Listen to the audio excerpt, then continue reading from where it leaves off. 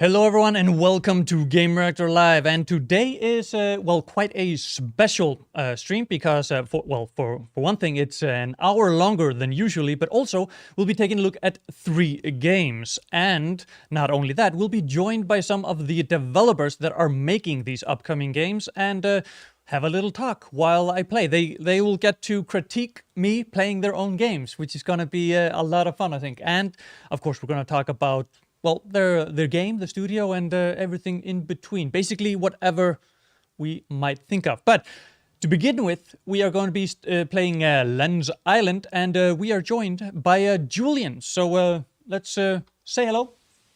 And thanks for having me. Yeah. Excited to watch you play through the game, and should be lots of fun.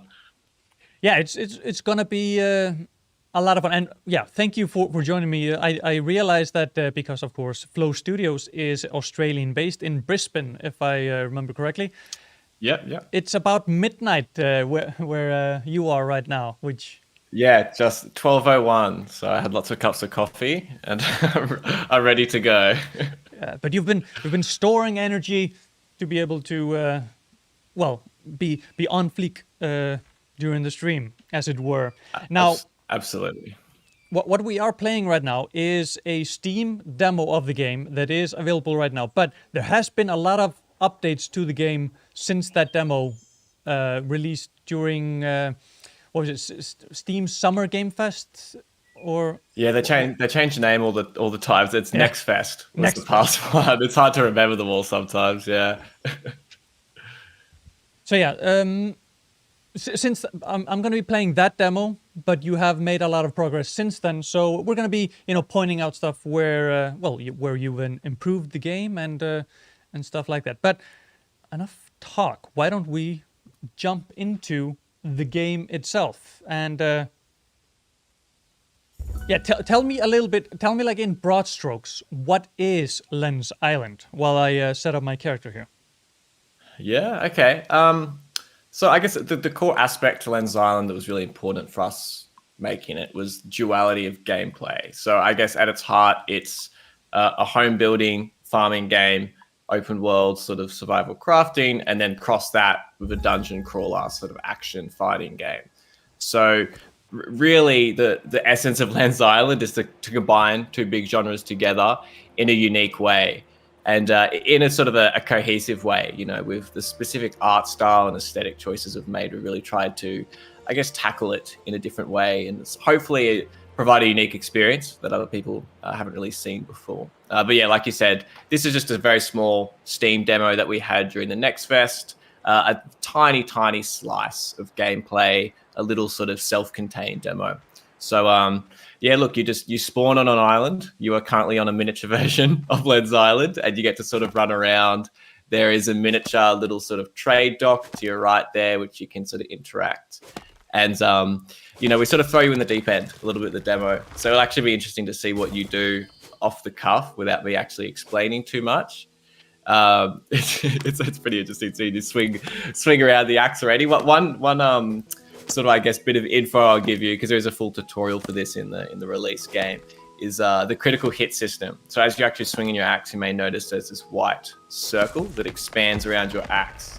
So every single weapon in Lens Island sort of adheres to this crit system. So if you time your hits and actually click when you see that circle expand, your next hit will be a critical hit and do more damage. So it sort of makes resource gathering and fighting a lot more of an active task that requires a bit of skill to get good at, rather than something that's a bit more passive and mundane. Now I'm just focused on that I have to get several critical hits in a row. I mean... You just feel inferior if you don't get every single critical hit on a tree. You just go, oh man, what am I doing? It's pretty engaging and really interesting, the sort of the feedback it gives you for such a simple system. So yeah, I'm starting off. I mean, immediately when I drop into an island in a survival type of game, I start punching trees. Thankfully, you did give me an axe right at the beginning here. But you said yes. We're kind. Yeah, but yeah, there is a little info booth here. Oh yeah, here's it's talking about those critical hits by time your next attack. Yeah. Remember to save your game at bed before going on any dangerous adventures. Yeah, I tend to forget that, so that's a nice reminder. Use the pantry to the right to equip your food items. Ah, well. Yeah, so in the demo, there's actually slightly different the way the food works in the demo to the full game. But when you collect food items, you'll be able to equip them into your hotbar from that pantry. In the full game, it's slightly different because we essentially had so many people give us feedback on this demo. We're able to make a lot of really interesting changes between sort of now and then. So it's going to be exciting to see how that sort of pans out. But yeah, this is the small little sort of trading booth, as you would. So this is how you can get a whole bunch of new weapons and items and sort of buy and sell goods, sell some flowers, and what are the other sort of resources that you gather as well. Yeah, and I can see here, like, I was like, oh, I want some weapons, and of course, 25 wood is not enough. No, unfortunately, you will have to establish a little settlement. You might have to go into the caves and explore around and sort of get a lay of the land. But yeah, I'll let you sort of explore it for yourself, and I'll sort of inject when I can. Because it's also really interesting as a developer just to see how people play the game. Me personally, I stay up late sometimes just watching Let's Plays of the demo of Lens Island, just sort of looking at how people play and writing down notes and going, oh, okay, so they went that way, or so they thought that thing about the game. It's invaluable. It's really is. Yeah. Now, we are here because the game was made in Unity. This is part of our campaign, Unity more than an engine.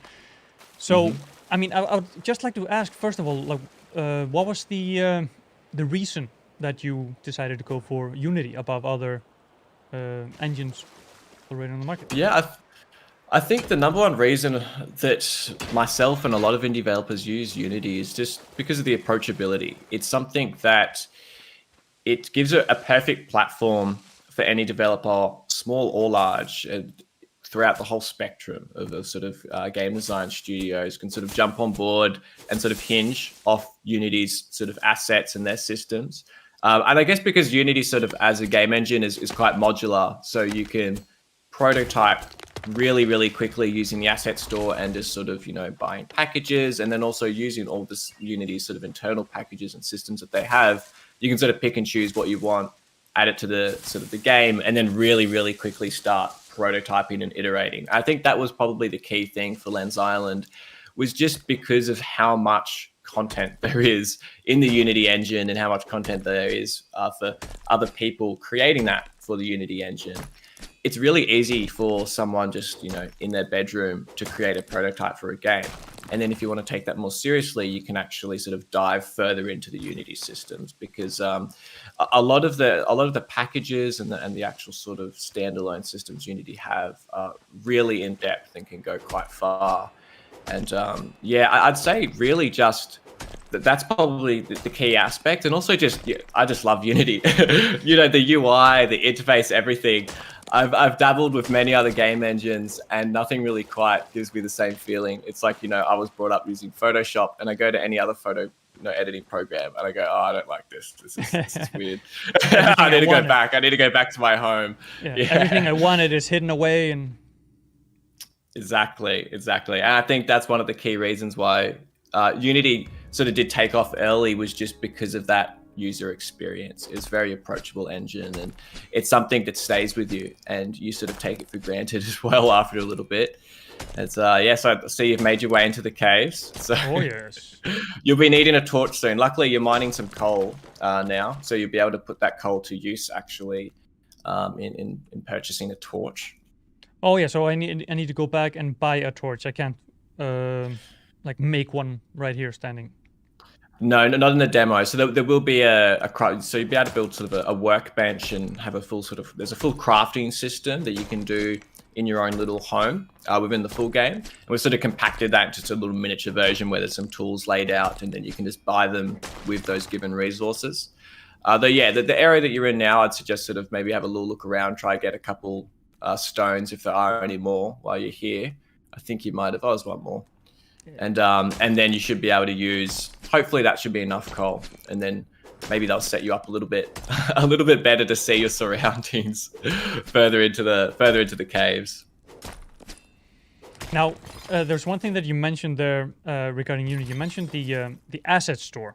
How have you guys utilized asset store for the most part? Is it that like how you've gotten graphical assets or game systems, or simply stuff that you've used for prototyping and then made your own actual version of it?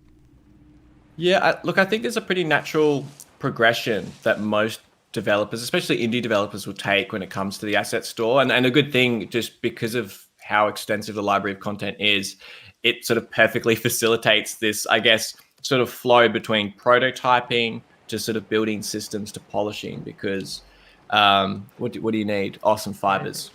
Well, they're easy to get. You can just get them with your axe. But when it comes to prototyping, yeah, we could purchase all sorts of trees and grass and rocks and things to really, really quickly get and start sort of mushing together assets and try to get an idea of aesthetics and looks and feels. And it sort of makes that iteration process really, really quick to get sort of on the ground running. And then after that, we can sort of establish an artistic art style and aesthetic, and then sort of do away with all those assets. And then we can start using a lot of the system heavy assets for the asset store. Even just real basic functions like assets like Text Mesh Pro, Node Canvas for behavior trees, even Odin Inspector, the ways to sort of extend the functionality of the editor. And those are systems that sort of carry throughout our game and have sort of been through sort of day one now. And as far as sort of assets and all those things that we use to prototype, we don't use any of them anymore. We've been able to actually develop all of our own assets now.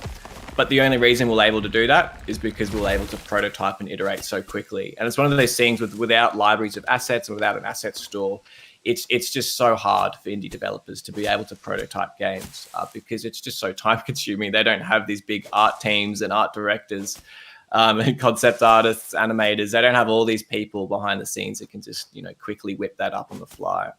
So it's really been a blessing, actually. It's definitely, I guess, a similar path that a lot of indie developers take. Yeah, and I mean, like I didn't mention before, Flow Studios is ostensibly a party of two full-time developers that are making this game. Then with a little bit of help where needed, but such a big, nice flowing game made by two people. I can imagine that, for example, the stuff like the asset store, being able to find stuff quickly to start prototyping makes that, not just easier, but possible. Yeah, exactly. I think you can thank Unity and the ecosystem around Unity for a lot of the amazing games that are sort of out there right now, because they just simply wouldn't exist otherwise. Okay, so you can actually go back to the torch, and then you click and drag it. Okay. Straight from the torch slot, yeah. And then if you just click and drag it straight down. Okay.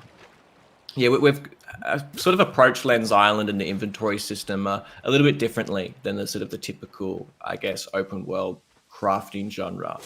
You may notice when you open your inventory with the tab menu, they're all sort of persistent stats. There's no actual sort of slot-based inventory. So when you're collecting wood and collecting stone, it's just going into this persistent inventory that's accessible at any time, anywhere. We sort of really wanted to reduce a lot of the clunk and the hassle with inventory management, and sort of really just all of those parts that create those pressures, the pressures that stop you from having fun and stop you from experiencing and exploring these types of games. We want to try and remove as many of those barriers as possible. And we're sort of approaching the inventory system a fair bit differently. And there's a lot, it goes a far more deeper than what you can see in the demo as well. And we've made a lot of, I guess, some significant changes as well to make it even easier. But you'll notice, you won't have to be sort of carrying around a gigantic backpack and throwing out items when you get full. You're free to just chop down as many trees as you want, and it'll take a very long time to fill up on wood. Yeah, that is kind of like, that is my final boss of games, is being over encumbered. Like when I play, for example, like a Fallout game, I start the game by picking everything up, and then once I become over encumbered, I spend the rest of the game thinking like, will I use this? And kind of switching out and deciding what to drop. So being able to just not worry about that and keeping all the resources, it's sounds like a good idea. Yeah, yeah. So look, I would say your first, I guess, quest should probably be to get a sword. Get a sword and maybe build a bed. They're typically my first things I do when I spawn into a new world in Lens Island. Is sort of start building a little home, a shack to call some sort of home base. Build a bed, and then there's a little sword that you'll also be able to pick up. There's a few steps in between, but the first thing is getting wood, stone, and limestone. So I think you've got a fair bit of wood. And then I think the next step is actually trying to find a bit of limestone. So I'll think I'll let you try and find the limestone though. It's typically found near the water's edge. Yeah. So like, there maybe? you go. Yeah. I think I got one of these already. Ah, okay.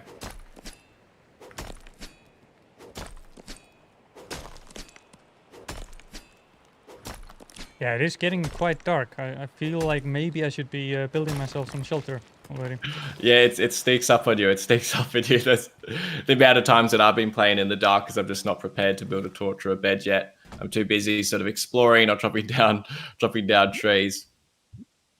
So yeah, step one, building the home, is always starting with the foundation, and then you can sort of build everything outwards from there.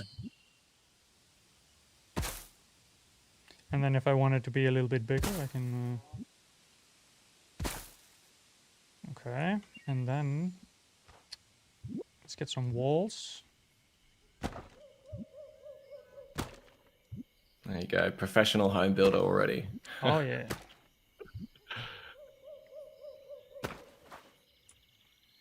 Wait. No, yeah, okay. But I missed this one.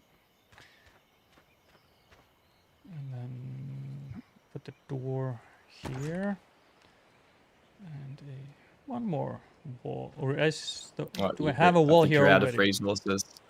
No, I don't think you have a wall. I think you're just out of wood, unfortunately. Yeah. Well, let's get some more wood then.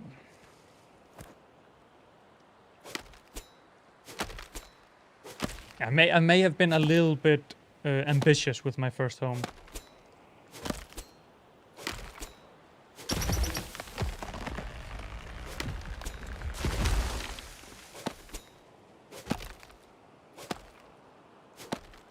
Oh. How can I miss these crit?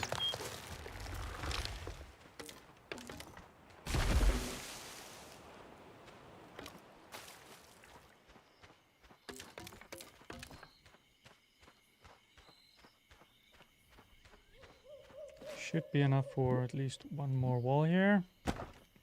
Now for roof, I need... Where's that resource that I need? I need more clay. Okay, time to figure out where I find some clay. That looks like a clay. Oh. No. Switch to the pickaxe.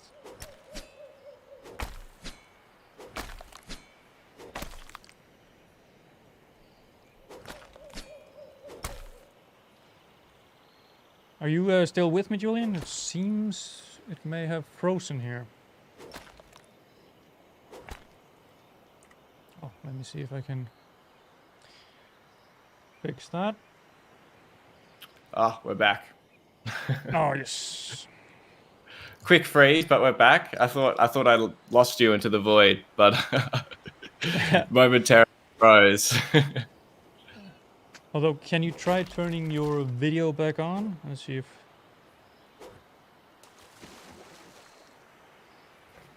How's that? I just see your display picture. But we'll continue with that. That's fine. As long as I can hear your voice and guidance, I'm good. In the meantime, I did find the clay all by myself. So. Ah, beautiful, beautiful. Are you practicing your crits? I see. Oh, it can get a bit hard, especially because all of the different weapons have completely different animations, different crit windows, different speeds. It's one of those things. It definitely becomes quite a skill to actually learn all the different weapons. At the moment, you just have the iron axe and iron pickaxe, but there's around. I think currently I've made around 90 weapons for the game that's at launch. So that's a lot of different crit windows to memorize. Although you sort of get the feel for it after a bit of time as well. Now, so the crit windows are weapon based? It's not dependent on what sort of resource you're harvesting. No, yeah, all weapon based. Yeah, all specific to sort of the animation. So you could be hitting a tree or a rock, or it just wouldn't matter. And you'll be able to sell the clay you're gathering too. So it might give you a little bit of a leg up, because I'm pretty sure the sword at the dock you can buy with some gold coins. So fingers crossed you might be able to actually trade that and get the sword straight away. Awesome. Just a little bit more rock. I mean, since I'm here, why not?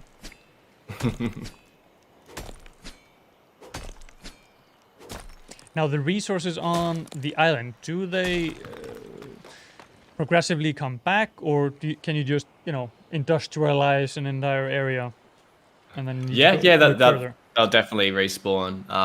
It varies depending on the resource. Though after a day or two, that will respawn. And in the game at release, the island is roughly 10, 20 times bigger than this island. So it's more or less, you never really run out of resources. It's sort of just, taking a little trip to a corner of the island that you don't mind sort of being bare for a couple days while everything sort of regrows. Nice.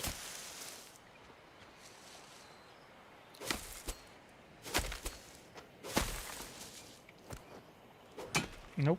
And you'll probably soon have enough wood and fiber to make a bed as well, so we can finally see the daylight and the sunrise. Yeah, let's make that a priority to... Oh, do I need to build some stairs to get in here? Yeah, you should just be able to. You could jump up with spacebar. Otherwise, there are foundation steps that you can that you'll be able to buy to make it a little bit easier. Maybe just go straight to the foundation steps. Yeah.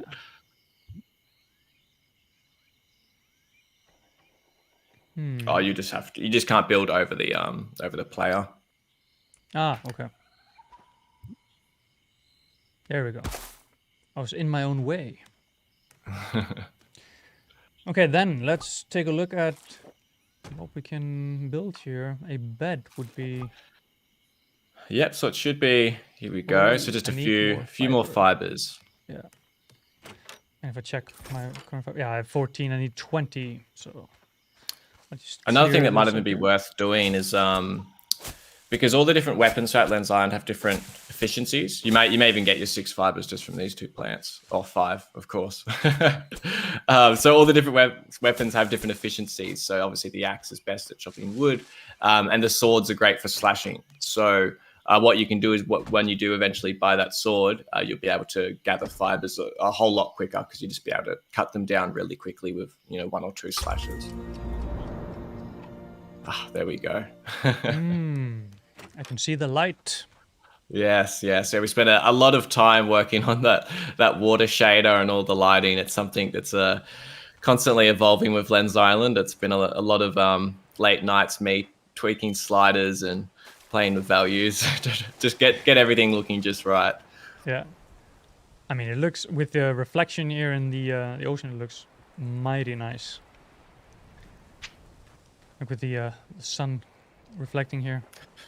Yeah, that's we myself and Ivan, who's helped sort of work on all the shaders throughout Lens Island, have a lot of very in-depth discussions about how glistening on water should look like, and tweaking shaders to get it just right.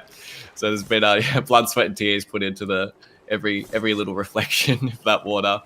So you should be able to sell the clay that you have. There's a couple barrels around the place that sell various resources where you can sort of trade them. Okay. And hopefully we'll see how much money you can get. It's not the most... you don't get the most amount of gold, though you'll get a little bit. I need 20. So let's see if we can. Almost. Almost. You might be able to supplement it with maybe some stone or limestone will just get you there. There's plenty of stone, so you don't have to worry too much about letting go of that. There we go, the first sword. So now you're fully equipped to adventure into the dungeons or the caves now.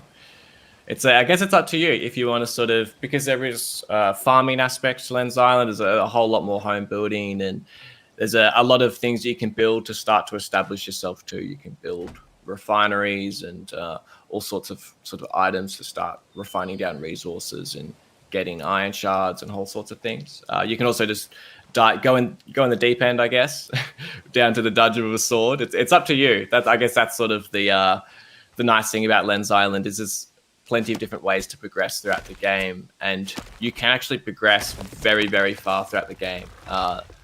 Just going into the caves, or just farming, or just building and chopping down trees. It's sort of up to you. Yeah. Now, what I am personally kind of tempted to do. So let's give a hypothetical here. I head into the cave, and I get brutally murdered. What happens then? So you just respawn at your bed.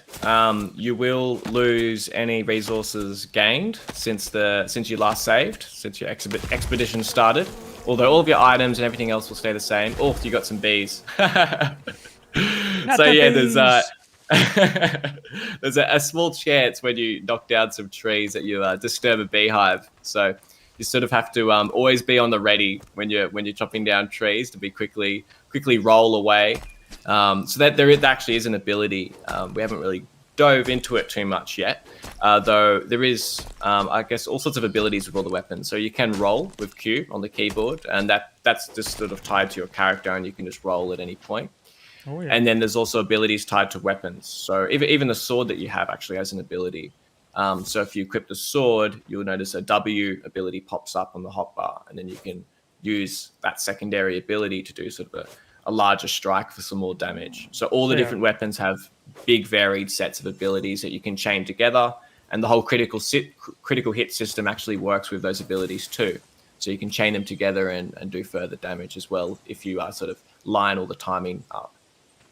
Now, those abilities that come with the weapons, they are just weapon-based, or can you upgrade towards an ability that you would like with that weapon, or... So they're all weapon-based, and we try and basically give you a massive library of weapons, and they do slightly differ. They definitely get better, and there's definitely better weapons that you can get, but we like to think of them as just very, very different. And as you sort of progress throughout the game, you get weapons that are a bit harder to use. They have more abilities, they have smaller crit windows, and they might do lower base damage, but much higher output if you're actually timing your hits correctly. So it's definitely something where there's a huge, huge library of weapons, and you basically get to pick and choose what you like to use. There's spears, battle axes, hammers, swords, and then there's all sorts of sort of other weapons in between as well, like maces, and we're currently working on bows as well. And there's also shields for blocking damage too.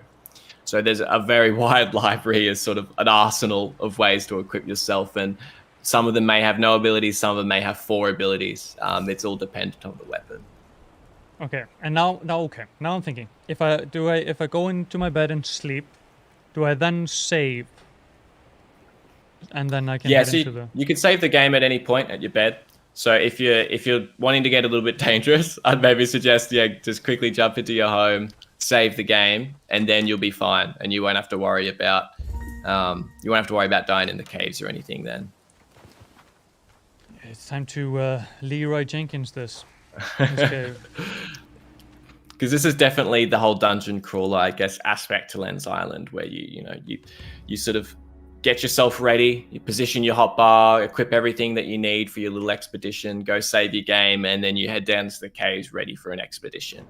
And it sort of works like that. And every time you go down to the caves, things will shuffle around a little bit. There'll be some new things to fight down there, and it's always sort of a bit of a new experience, and it's an experience that you can sort of repeat over and over.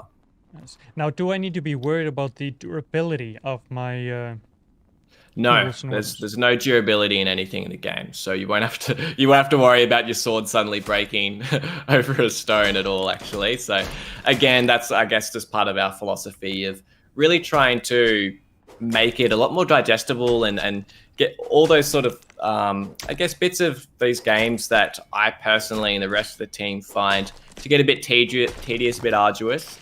Try to iron them all out and really try and focus on the experience itself, because ultimately, you spend all this time getting a nice sword, you want to use it, and you want to use it for a long time. You don't want it just to snap into a million pieces straight away. Oh, for sure. Oh, hello. Here we go. The first enemy.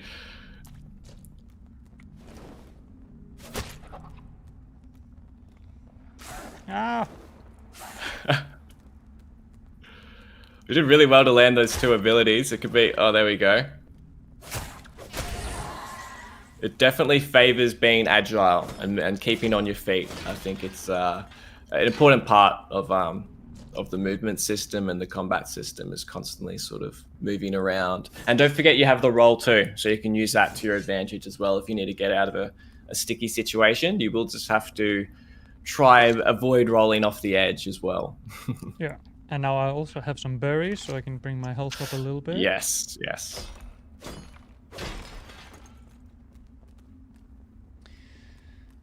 Okay. Ooh.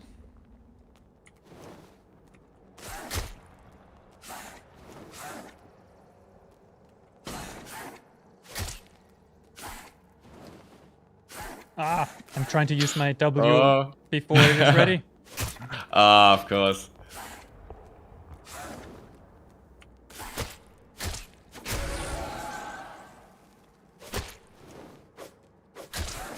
You're going pretty well. All things considering, you have some great movement, because it can take a little bit to get used to the mouse movement as well. It's something that it definitely is quite precise, and you can control the specific movements. Although it can take a little bit to get used to. There is a WASD scheme as a secondary scheme in the game, and we will be adding controller support soon after launch as well. Although it was definitely built from the ground up to be sort of used with the mouse. Although, obviously everybody has their preferences too. It's always interesting seeing people play with the mouse too, because it's definitely a little bit harder. Although once you get good at it, you'll tend to really like it and not want to swap. Yeah, like the thing that it took me, a couple of seconds to get used to is that, of course, depending on where my mouse is in regards to my character, that is where the W or the Q abilities will go. So I was kind of pressing it without moving the mouse around, but now, okay, always move the mouse around before I activate the abilities to kind of control in which direction they go. Yeah, exactly. But basically, if you're just pointing at what you're trying to hit, then that's good from there. Oh, you found some Lightstone. So yeah, Lightstone is the lifeblood of Lens Island. There's a deep sort of lore and story to the game, where reveal it in small sort of pieces, and it's something we'll continue to sort of talk about and reveal after we sort of continue to update the game through early access. Although Lightstone is what makes this cave so special. It's the whole sort of the core of the theme around Lens Island, and it sells for a lot of gold too. So you'll be able to sell that Lightstone back up at the dock at the ocean, and maybe upgrade your weapon and try out some new weapons, and yeah. So we'll get some bigger and badder enemies down here too. So I guess you'll have to decide whenever you're ready to, I guess, decide when you want to call it quits or keep going. Leroy Jenkins, like you said. Yeah, it depends on... If I can take out 2 more of these without them landing a single hit, then I feel a little bit more confident. I can run into a bigger foe, but so far... Oh, yeah, each of them is getting normally like 1 hit.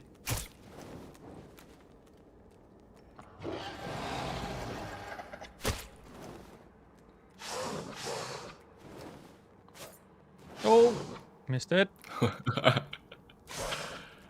Yeah, you see... The timing in between the abilities being available, I haven't quite nailed it down. I'm counting wrong in my head. And that's something that will change as you progress through the game. Unlock some different items too. Some of them have really, really short ability cooldowns. Some of them are a bit longer in time. So you start to learn the sort of the personality of the weapons, and it's something that is we sort of developed. Is you come to really form a connection with a lot of the weapons and items within the game because they definitely have their own personalities, and they take a while to sort of learn and get used to as well. Okay, now this looks interesting. So yeah, those are the egg sacs. So they're just for look in the demo, although they'll be essentially spawning enemies further into the game and make for lots of very interesting encounters. But we have an interesting encounter just up here. Actually, you may notice. Yeah. I counted at least 8. I think I might head back. Might head back. Look, maybe a good decision. We'll get you a bit more equipped. Maybe build out the house a little bit more, and then we'll head back down. Take a little nap. Get back to 100 health. You know. Absolutely. Keep that light stone. Now. I can repair the bridge for. Okay, remember 80 wood, 15 fiber.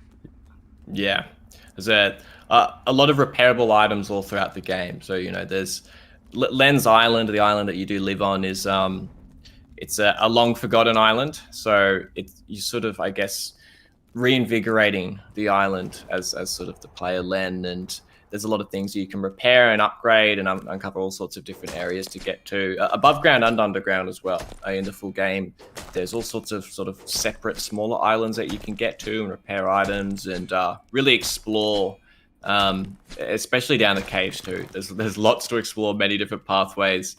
Even me as myself as a developer, I've been lost so many times in the caves, just wandering around, not knowing where I am. So it's it could take a lot of time. Now, theoretically, if I was say on a long cave run, would I be able to build myself a little outpost? So not in the main sections of the cave. However, in the early access version, there is some way that you can build a home down in the cave. I don't want to give too much away, though. There is ways that you can actually find smaller cave systems to build homes in, as like you said, halfway points as a way to sort of recoup, heal up some health, maybe change your weapon loadout. And there's also several different entrances that you can actually repair and unlock. So there's actually multiple ways that you can get down to the cave system and go down a bit further as well. So it's something that you won't always be going through the same entrance the whole time, and you won't always have to be going through the same pathway the whole time. There's several different pathways to go through and explore throughout the caves and actually unlock and repair bridges to find new ways through. It's sort of like an ever-changing landscape that you get to uncover as you explore. Yeah, and I'm guessing, with the island in the release version, the early access version being a lot bigger, are all the cave systems connected, or are they like separate with maybe a separate, I don't know, environment? Like, what is the word? Yeah, so look, it's the whole big one cave system, and then you can sort of, I guess, enter it from a couple different points, and then there's many different pathways through and other sort of ways that you can go about getting through the cave system. And it does change. The scenery and the theme of the cave does change because it goes from more cave-like areas where people used to mine and they were searching for the lightstone and searching for minerals, and then there's other areas that change in sort of in landscape, and there's more established areas down the dungeons, and it definitely gets a lot deeper and darker and a lot more interesting, and very, very much changes look and feeling as you get further. And a lot of other things change as well. You encounter different types of enemies, different kinds of puzzles, different items, different resources, and it's sort of the further you go, the higher stakes and the higher risk. I'm just weapon crazy. The Knight's Axe. I do like the Knight's Axe. It's like the name suggests, it is a big and powerful war axe, and does a lot of good. Another thing you could do, I guess, seeing as you're currently out of blueberries, So it might be a good idea to establish some farms, and you, I guess, can start getting a monopoly on some food items to keep you going throughout the caves. Indeed. I think right where this tree is where I'll start setting up my farm. To do that, here we go. So there's and there's 2 types of farms. There's even more. There's Lattice Farms and all sorts of different things available in the full game. In the demo, got the wood frames. So those work just like foundations. You can just place them straight onto the terrain. And then there's the garden beds, and you can place them. There's sort of smaller versions you can place on ceilings or on top of foundations that are already or inside. built. Have a little inside garden there, but yeah, and we actually include. There's all sorts of staying sort of full glass windows and skylights and everything in the full version, so you can actually make proper greenhouses. And there's water towers and windmills. There's plenty of automation systems for the farming as well. And like you could see, there's a lot more items that you can actually farm. They're locked away in the demo, although I think in the demo you can farm blueberries, lavender, marigold, and I forget pumpkins as well. And you can buy all them from the vendor too. So you might be able to use some of that lightstone gold to sort of establish your first set of crops, and then you'll be able to sort of keep duplicating and growing your sort of resources from there. let's see. Let's buy a little bit. Marigold. So you won't be able to eat them, but they are a good money-making tool. All the flowers are always sort of in demand by the villagers wanting to purchase it from you. So it's always a good way to sort of have a varied crop, some flowers, some food, and then you sell it all back to the town for money, and then you can eat the food to fuel your ventures in the caves. So there's one last piece of the puzzle with the crops, and that's how to water them too. So you will need to make a watering can. And I'm not sure how many iron shards you got from just mining. We may need to make a refinery, because that way we can actually get stone and coal or wood and refine the stone down to find iron shards throughout it. So it should just be there. So we just need a bit of coal. Yeah. So what we need to do, it's up to you, but basically you could head down to the dungeons again, and maybe you'll get lucky, and maybe even before you get those enemies, you'll be able to get a few bits of coal in order to make the refinery, because that's really what kickstarts, I guess, sort of the industrial era of Lens Island is the first refinery that you get. Now you can start processing iron, you can get sapphires, and you can also make glass to make nice windows throughout your home as well. I think this is just stone.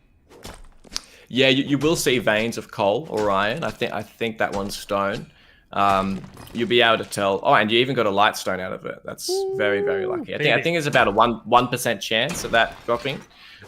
I am the 1%. Okay. yes. Yeah, now you have the proof. So I'm pretty sure that's a coal node there. So hopefully that will give us some coal, and we'll be close to getting the coal that we need.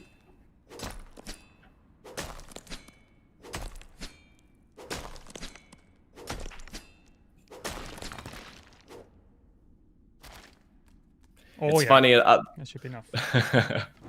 You might have, if you check with your tab menu, you'd actually be able to. Oh, perfect. You have enough. Yeah, it was. If you go back to the building menu, you can see that it's just the icons turned on, and you should have everything. Of course. Ready to go. When it's highlighted, then I have enough. So it's very easily readable like that. But I mean, I can't just. While you're down here.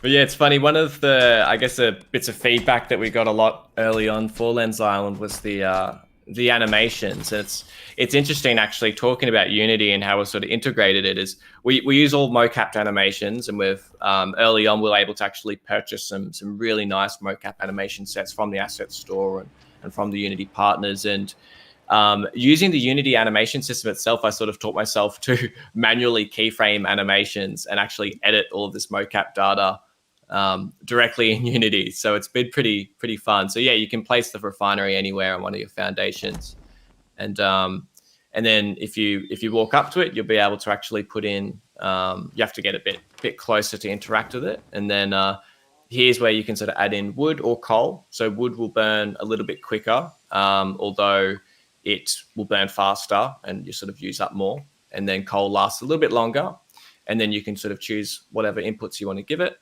and then turn it on, and then it'll basically just start refining them down into iron shards or glass or sapphires. So Okay, you can change whatever inputs you want. Okay, so there's not a specific input that I need to put in order to get No. the output that I want. Okay.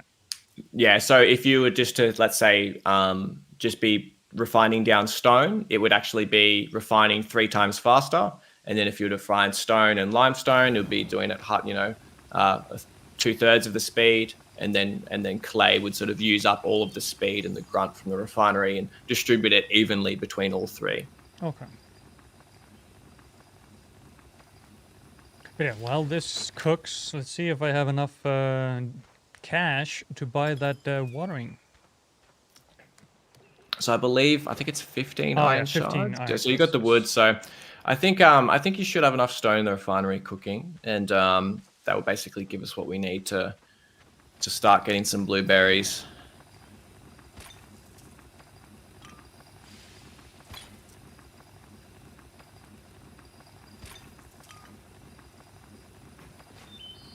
So right now, let's see, shards.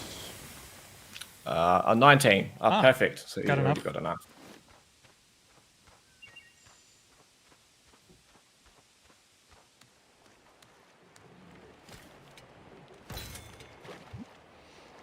Now I'm running out of space in my hotbar. Yeah, so that's actually a key part of Lens Island is sort of inventory management with the hotbars. Like I said, we don't really have an inventory management system. We sort of cut out a lot of that, and that really gets put onto a hotbar and sort of setting up your hotbar for whatever your current adventure is. So you'll be able to go back to the dock and re-equip your torch and sort of change your hotbar loadout. Although you can actually build weapon racks and tool chests to sort of change all it out. So you'll have to use the W key. Because that's basically all watering cans have an ability, and that's the water. And you can get different types of watering cans that have different nozzles that can farm to sort of water a big range of crops all in the one stroke.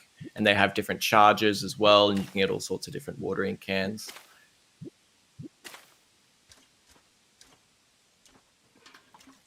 Just give it a little bit extra, you know? Yeah. So now I want to head in. Oh, actually, I'm taking a look at the time. We got about 13 minutes left before we're going to be switching over to our next title here on the stream. Tell me a little bit more about since the demo came out. Like I said, that I'm playing right now. You've made quite some strides. What has the main focus been, and also when do you actually have it scheduled that the early access? So we're launching the early access on November 5th. So around 2 months from now is when it'll be publicly available on Steam for PC and Mac. And we have plans to hopefully expand that to further platforms in the future. And it will be launching in early access, though even the demo you're playing now, we had beta testers playing it for 20, 30 hours. I would suggest it's probably around 3 to 5 hours in the Steam demo that we had.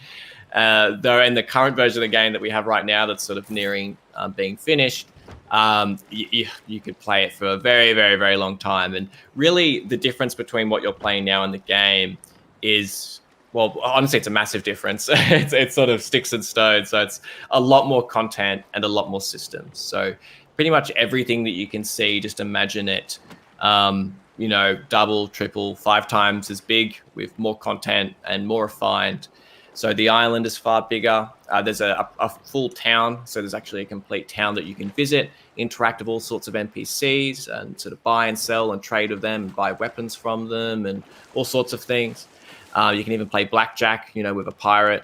There's a very, very vast dungeon system that changes in landscape and changes in enemies, and there's boss fights down there, and there's all sorts of things to sort of uncover, unlock, and a much more varied building system, much more varied farming system. So we have a large array of farming items and automation systems of the farming, and even decorations. It's really, you can basically pick whatever slice of gameplay you'd like to dive into and really just immerse yourself in it. You know, if you like playing The Sims and you like building houses, you can build immensely detailed fortresses and castles and all sorts of home building within the Lens Island, because there's just such a big array of building parts and building styles too. Like the house you've been building is in the wooden style.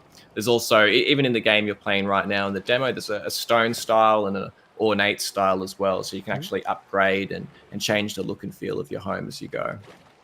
Now, there's one issue that I'm running into right now, and that is how to equip my blueberries that I just bought into one of these slots. Yeah, so that's what you need to use the pantry for. We actually did changes in the in the early access game. So if you click on the pantry, you'll be able to click and drag the blueberries. Although in the early access game, you can click and drag any of the food items directly from your inventory.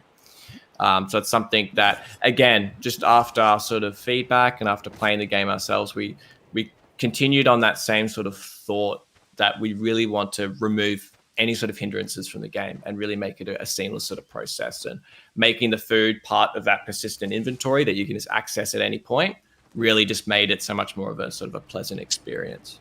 Sweet. And like I said, maybe I should sleep first.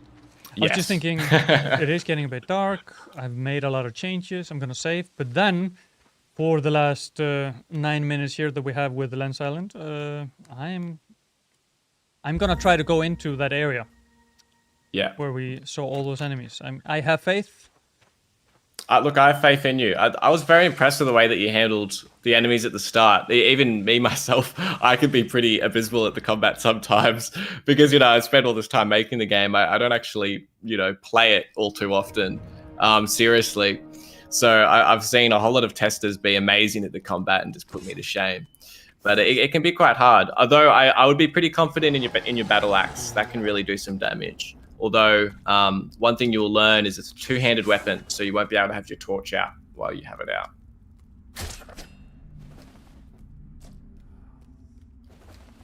Just gonna run around a little bit and then bam! Bam, yeah, and it even hit a bit of knockback as well.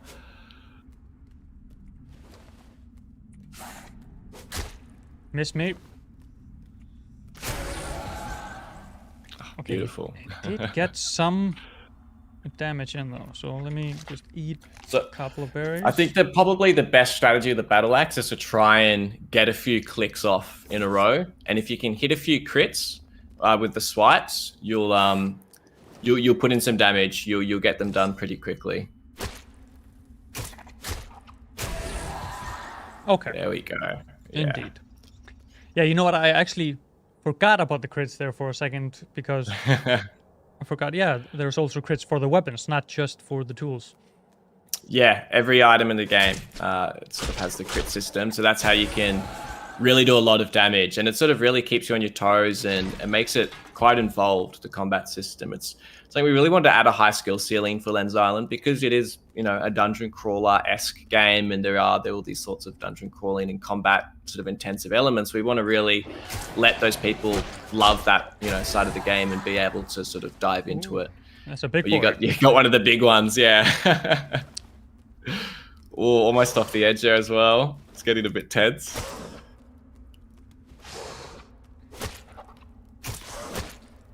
Come on, crit. Oh, how did he get that? Okay. Oh, he's stuck in the rock. Now's a good time. There we go. Beautiful. So, do believe we do need a little bit more snacks. Wonder if we can find some food in here. Nope. Just some cogs, but that's fine. Now, let's see what is happening up ahead here. I'll see if you can work this out, and then I'll I'll let you know what's going on if you can't figure it out on your own. So there is a. Oh. They do bite, however, they're pretty harmless. They're not too bad. The little spiders. Seems to be that I can maybe build some sort of bridge here, but okay, let's head on down.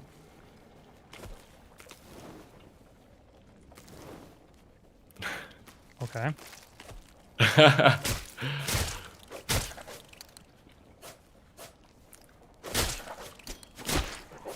Not a very forgiving camera angle right now, but I'll manage.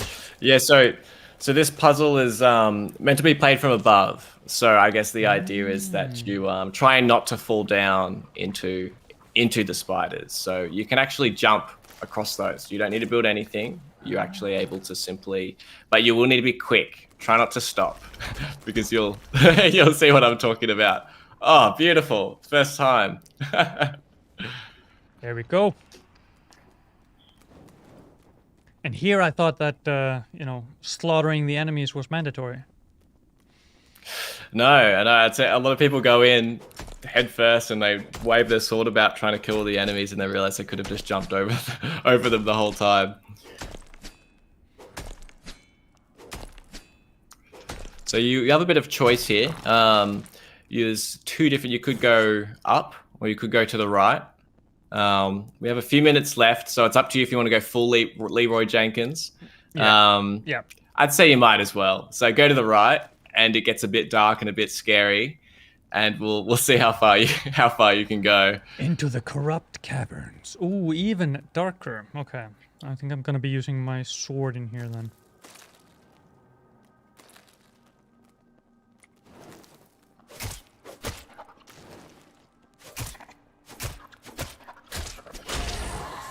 Oh, I think that was flawless. Indeed. Beautiful.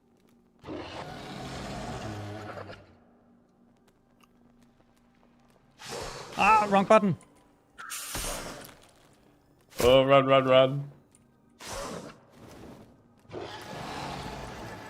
They're not very forgiving, the corrupt caverns.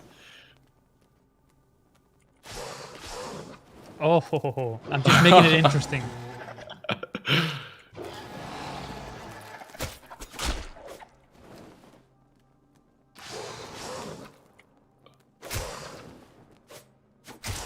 We're down to the wire. I think you have 2 health, maybe 1. I got that magic pixel. That's all I need. or not. Oh, Or no. not. Or not. Well, look, we did full Leroy Jenkins, so there's no regrets. Yeah, I mean, we did what we had to. Just wondering. So, will this menu be expanding the more that I build, the more that I will have access to? Yeah, so you can see a small part of it now, and in the full game, there's a whole series of items where you can actually learn to craft new items. There's a workbench where you can learn all sorts of blueprints for new items, and what you can see now, those sort of lists grow far greater in size, and there's all sorts of decoration items like the ones you're placing down, where you can sort of build a nice cozy home, and it's sort of just for looks. But then there's also a lot more items you can actually interact with, and sort of they become very useful in the sort of mechanics and progressing out through the game, and gaining more resources as well. Here we go. It's a beautiful, nice little cozy home. Yeah, kind of enjoy it. But I was wondering if we can get your video to work again here as we say our. I do believe it's on. You may have to just click to enable it. But I'll flick it on and off again. We'll see. Ah, yes, here we go. And then I will go back to gallery view and bring you back up on the stream. So, yeah, let's finish it out here for the last minute. Lens Island. When did you say that the early access is planned for on PC? November 5th. November 5th. Yeah. And then, of course, depending on how that goes, you might be aiming for other platforms in the future. But I mean, like I mentioned before, it's a development team of 2 or 4. So you got to prioritize and hit 100% on one before you start moving to the others, right? Absolutely. Yeah, we're doing the absolute best we can with our there's 2 full-time developers making the game, and poured our heart and soul into it. Every waking moment gets put into making this game, so all the wonderful people can play it. And we're definitely releasing November 5th on Steam for PC, and we'll be adding more languages, more platforms, a lot more content, a lot more story, just more of everything as sort of the months go by. We have a lot of updates planned, maybe even multiplayer in the future. So there's lots of big things to look forward to as well. Awesome. Well, yeah, thank you so much for joining, and good luck with the rest of the development. And yeah, just thanks again for staying up late, and time to get some sleep, and then back to work in the morning. Absolutely, will do. And thank you so much for having me. It was a pleasure watching you play throughout the game, and yeah, it's been great. Okay. Well, yeah, see you next time. Bye. And so now it is time to see if we can switch over, because the next game that we are going to be playing is going to be the Lightbringer. So I do have a couple of things here that I need to click before I start that up, so that everything is in order.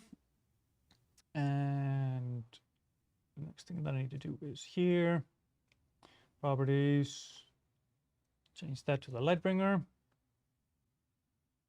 And turn on my video on Discord. And here. So now it is time to, well, say hello to the Lightbringer. And yeah, let's get a short introduction of, first of all, yourself, and what exactly is the Lightbringer. Hi, my name is Janusz Tarczykowski. I'm the CEO of Rock Square Thunder, and we're creators of the Lightbringer, which is our debut game, even though it's not the first game that we've made as each members, because we have met, actually the founders have met in around 2014, working together in Bluebird team. We have worked for quite a bit of time in the industry, and at some point we decided, we want to start our own thing and make something we'd love to make. And so this was the Lightbringer. It's a 3D platformer action adventure, basically a love letter to Nintendo games. We are big fans of Nintendo, and we have played a lot of different Zelda titles, Mario, etc. So we've been playing platformers and action adventure titles since we were kids, and I think it shows a bit in the Lightbringer, but at the same time we wanted to give our own unique spin on the genre. Awesome. I think, let's not waste too much time, because I was thinking that we will drop on into the game itself. Now, the version that I'm playing right now is a little bit further advanced than the demo that is available on Steam. So I'm actually going to be getting my hands on something here that the public hasn't been able to try out. So I'm quite excited. Yeah, it's a very fresh build. So not many people have seen this game in a state that you are seeing right now. So okay, but let's now. Would you recommend that I play with a mouse and keyboard or a controller? Definitely with a controller. It's a game made first, for the controller. We try to make the mouse and keyboard controls as good as possible, but it's still a platformer, so I think it's... Yeah, I agree. I think, and that is what I think is my favorite part about PC as a platform, is that well, you have the choice. You can play with a mouse and keyboard or a controller. It's no biggie. Just whatever's best. So I'm going to drop in. You're able to see and hear the game right now? Yes? Yeah, I can see it. Perfect. Then I clicked all the right buttons. So let's just drop straight into chapter 1. And maybe you can give me a little bit of an idea of the backstory here for the characters, because I've seen the trailer. And there seems to be, a lot more story involved than I first would have guessed from, a platformer. That's true. At the moment, I don't hear any sound from the game. I don't know if that's important. Let me just change a little something here. You should be able to hear it now. Oh yeah, now it's Yes. now there it's we go. working. Okay, cool. Yeah, so the story, you basically the world that you're seeing right now, it used to be very populated by a lot of people, by humanity, and there were monoliths which would protect the world, the islands from pretty much anything wrong, and they were also a power source. But people have been using the monolith's power, in a greedy way, and they've been, using too much of it.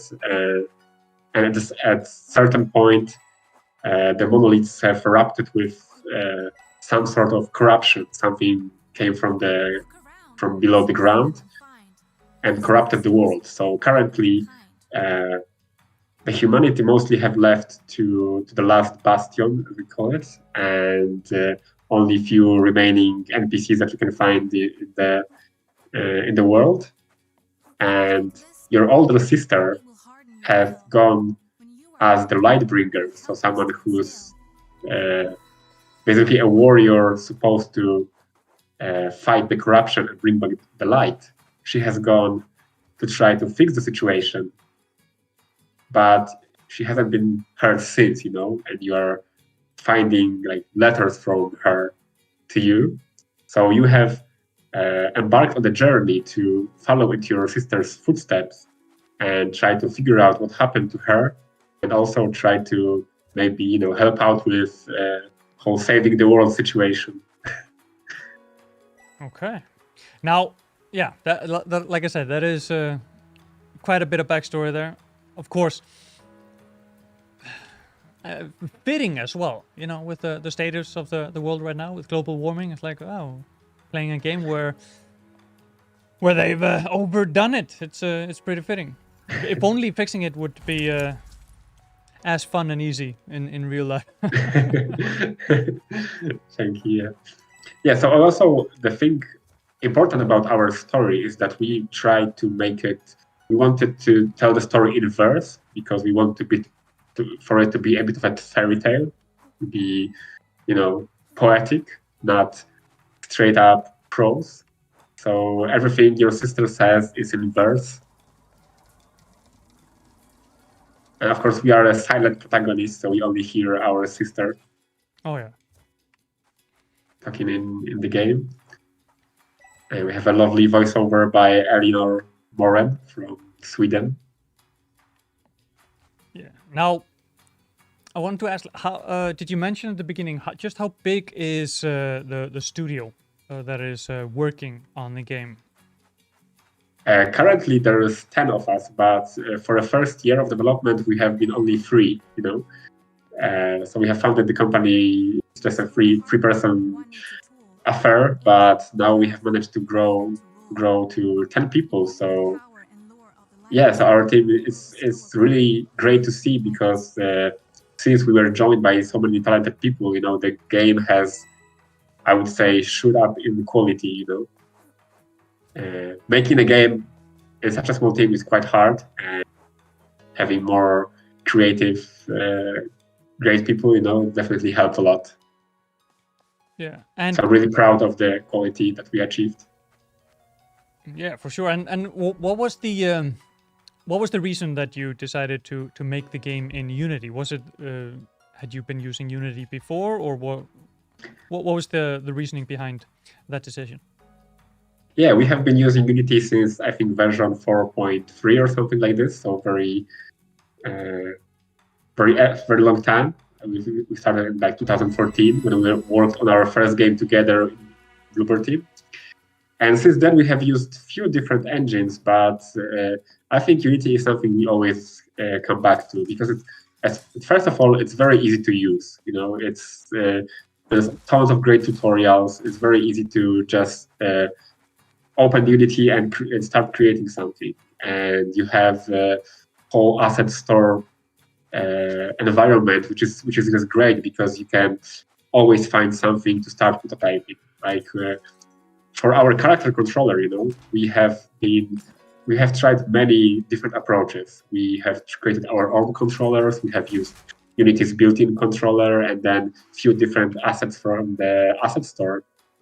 And what was nice that we could try so many different approaches, and we found the one that fits, perfectly. So we found an asset core called Character Controller Pro, and we have connected it with Cinemachine, which is super powerful. I mean, something that would take you months to code, now you have built-in Cinemachine, following your character in a smooth way. As you can see, you hold the camera movement. It's not Cinemachine is it's very powerful. It might be a bit overwhelming when you open it up at first, but after playing around a bit, it's really powerful and really great tool. Yeah, and I have to say, I am really enjoying the whole traversal and controls, because I mean, not only does the character move around nicely, but also the way that the level is designed. Like earlier, I needed to move the camera around to see where this jewel was hidden, and it kind of it rewards exploration without just tracking and walking all over the place, just by looking around and taking a look at the environment.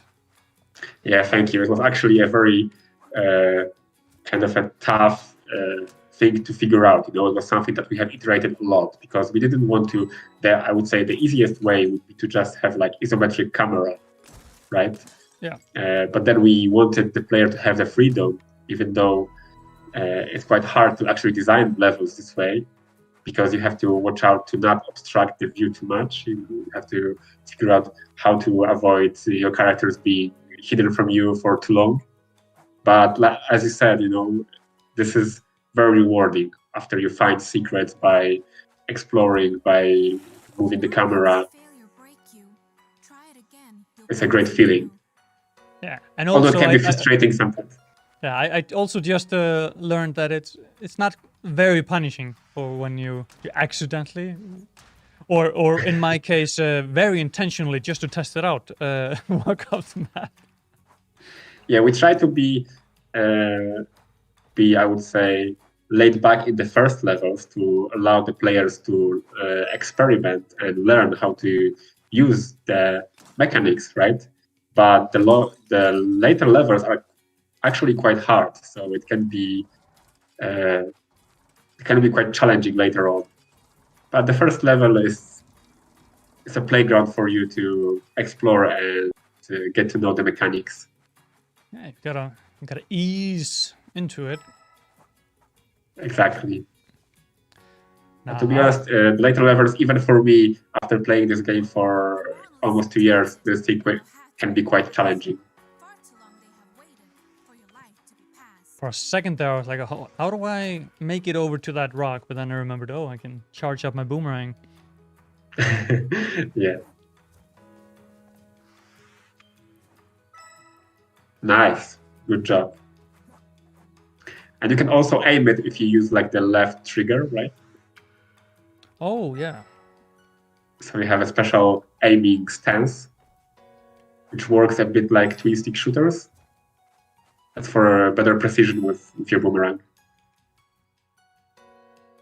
Yeah, that's actually quite nice. So when I hold in the left trigger, normally when I'm using the left stick, I'm moving around. But as soon as I hold in the left trigger, I am more... Yeah, instead of controlling the camera with the right stick, I'm aiming. Yeah, exactly. Gives a lot more... Actually, the weapons and the weapons have to also evolved a bit. When we started the project, we had a sword and a shield planned. Later on, we changed it to sword and crossbow. And after that, we've decided to test the boomerang, and it was I would say a match. As soon as we tested the boomerang, we said, "This is the weapon of the Lightbringer," and it feels quite unique for us and interesting. Even though we love all Zelda games with sword and shield, and that was our first intuition, but the boomerang is still... It's really cool to design levels around the boomerang. Oh, I missed some lights, a crystal, and life point. I thought I gotten everything. Ooh, It's not so easy. gotta up my game. Exactly, we want you to replay the levels, for the players to replay the levels and find all the secrets. So there's something for the completionists, something for speedrunners, and for just casual players who want to explore in their own pace. Now let's can we have a little chat with this guy right here? Oh.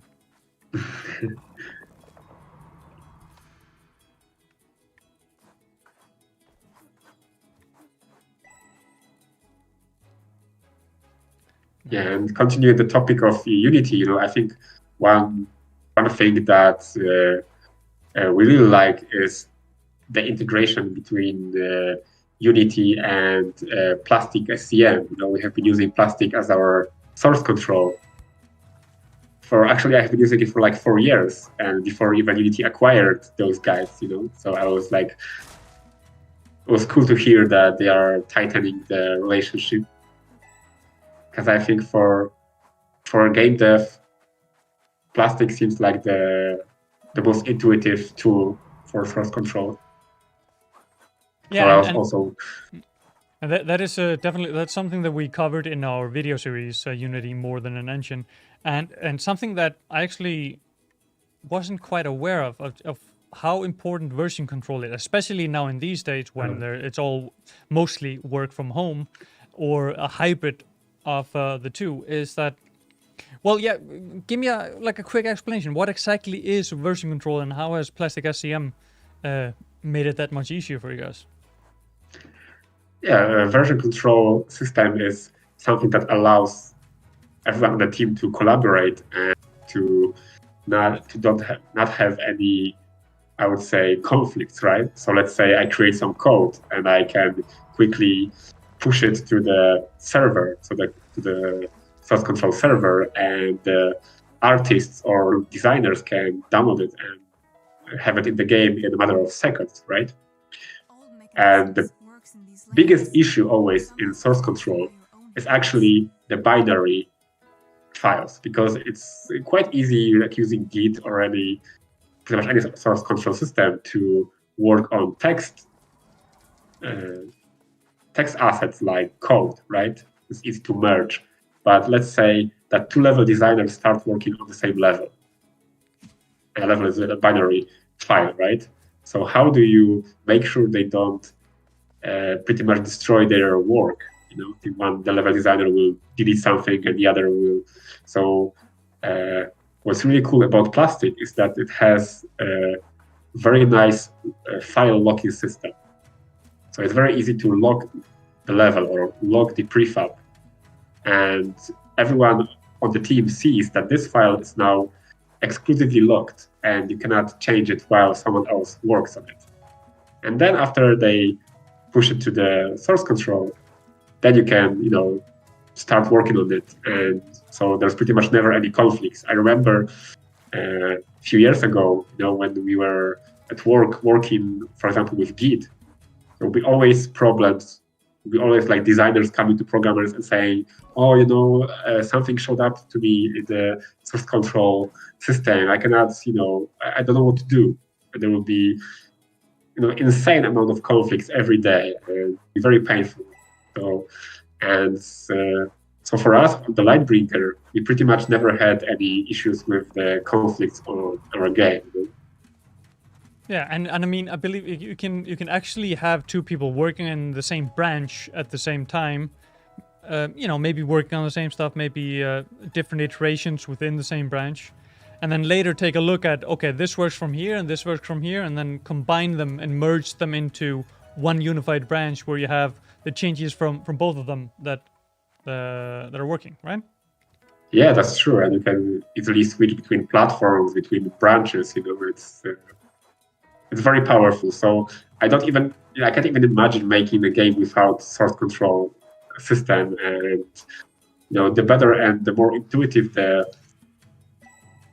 system, the less time you waste on basically solving those conflicts. I have So this. it's a huge time saver. I wasn't sure if I had fixed this, but I have. I can see it moving in right now. Yeah, I've been talking so much that you couldn't focus on the puzzle. Yeah, Nah, yeah. I can multitask, I think.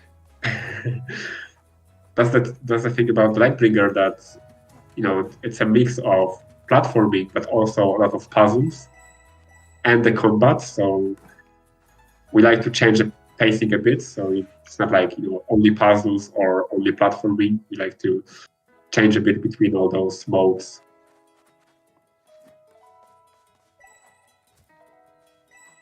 Yeah, it feels like it's flowing effortlessly between the platforming and the puzzles. I haven't really gotten into that much combat yet, but I have a feeling I might be seeing some more combat in here. Yeah. Yeah, the dungeons are always more dangerous parts of the level.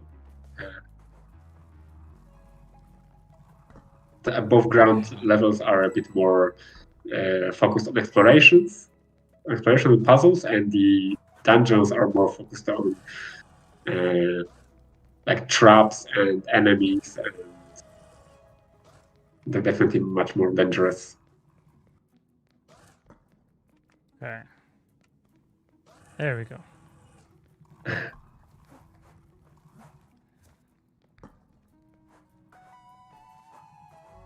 And we wait. And we've also spent quite a lot of time making sure that the platforming feels good, It was very important for us that the movement, that the players don't feel overly punished, but at the same time that it's an interesting challenge as well. We have implemented typical game dev solutions like coyote jumps, where basically if you don't time your jump precisely, there is a small window where even though you have already started falling, you still can jump. Ah, okay.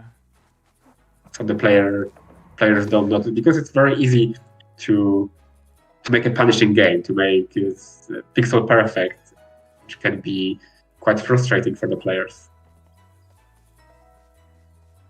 Yeah, I mean, and there's room for that on the market, but there's also room for a slightly more forgiving and relaxing experience. Yeah, it's true, but we want the challenge to be a bit more in figure out the mechanics and not 100%. It still can be quite challenging, for example, to time your double jump perfectly, because it's sometimes the jumps are quite hard, But we always want to be for the players to feel like if they died, it was because they made a mistake, not because the game was flawed in any way. It's like, I am a big Dark Souls player, and what I loved about Dark Souls was that every time I died, I was like, okay, I know what I did wrong. Yeah, and what I'm seeing here is I need to find this. Oh, nice. Exactly. And I can lower this bridge. But what I also saw from that viewpoint is that I left a little crystal off over in the distance. So I think I'm actually first gonna head back and try and get that, because otherwise I'll stay up at all night. So you are the completionist. Oh yeah, gotta get all, gotta catch them all. Oh, I made the jump, but then. Yeah, but it was actually lowering. You have to jump before it lowers itself too low, Okay. So this is my last. You know what? I'm gonna be smart. I'm not gonna go the actual intended way. That might make it a little bit easier. I see you like to live on the edge,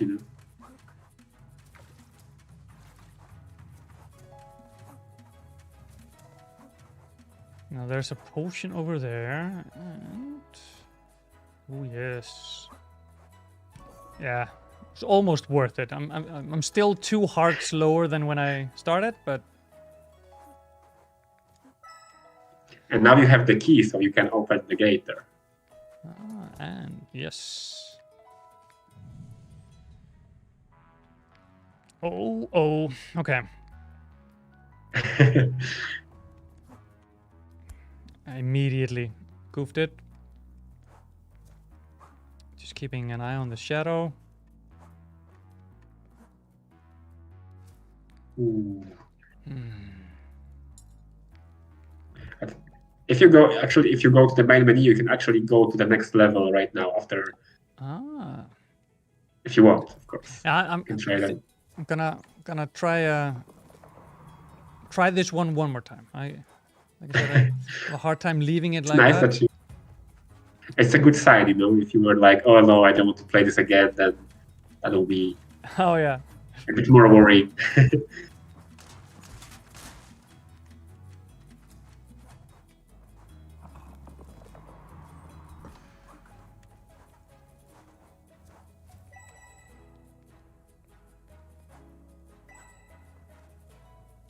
Okay. And then across here. Yeah, there's quite a lot of secrets in the game, especially later levels. You know, the levels in the game, I would say, get bigger and bigger as the game goes on. And each level has more and more puzzles to solve and secrets to find. Works in these lands. Some must be fixed by your own hands. Okay, sis. Let's fix this up.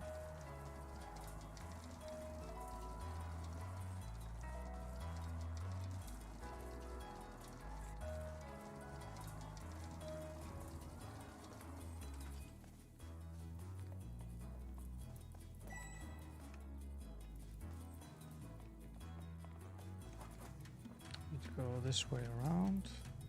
Now I just want to time it so that I don't get hit by that fish. Here we go.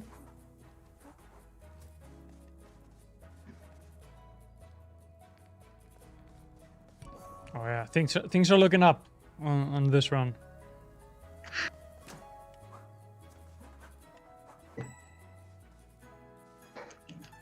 But now, of course, I don't have the key required here, do I? Yeah, that's. Oh. It's the short jumps that get me.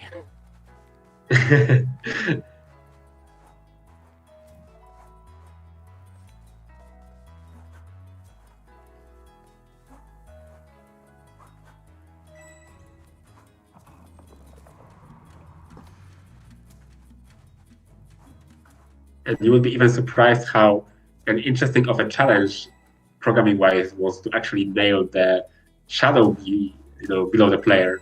Because it's not a simple shadow, because the sun in our game is in the angle that would be pretty much make it impossible for you to land anywhere. Because it's not above you directly. So we have a special system for creating the shadow below you and making it look realistic, even though it's not that realistic. Oh, nice.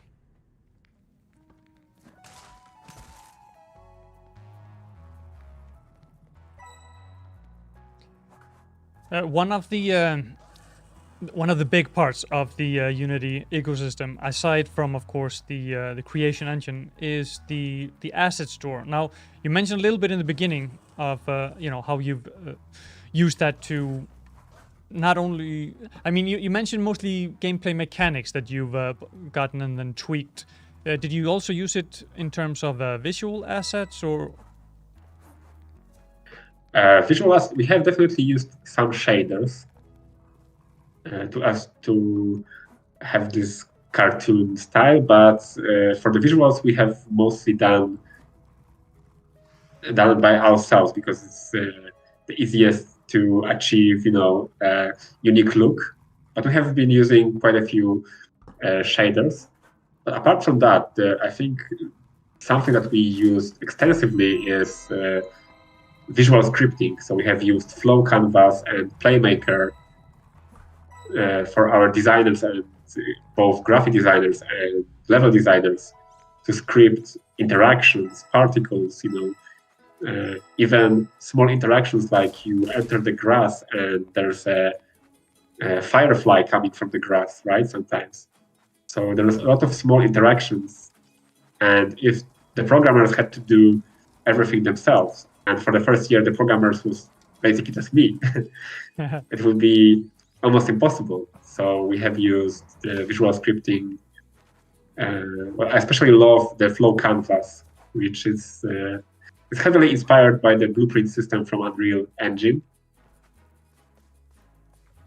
And it's pretty much as powerful as the blueprints. So it's really amazing to see a third-party asset on the asset store, which costs you, I don't know, probably something like $20 or $40, I don't remember, but something that costs you so little and it gives you a super powerful system to use in your game.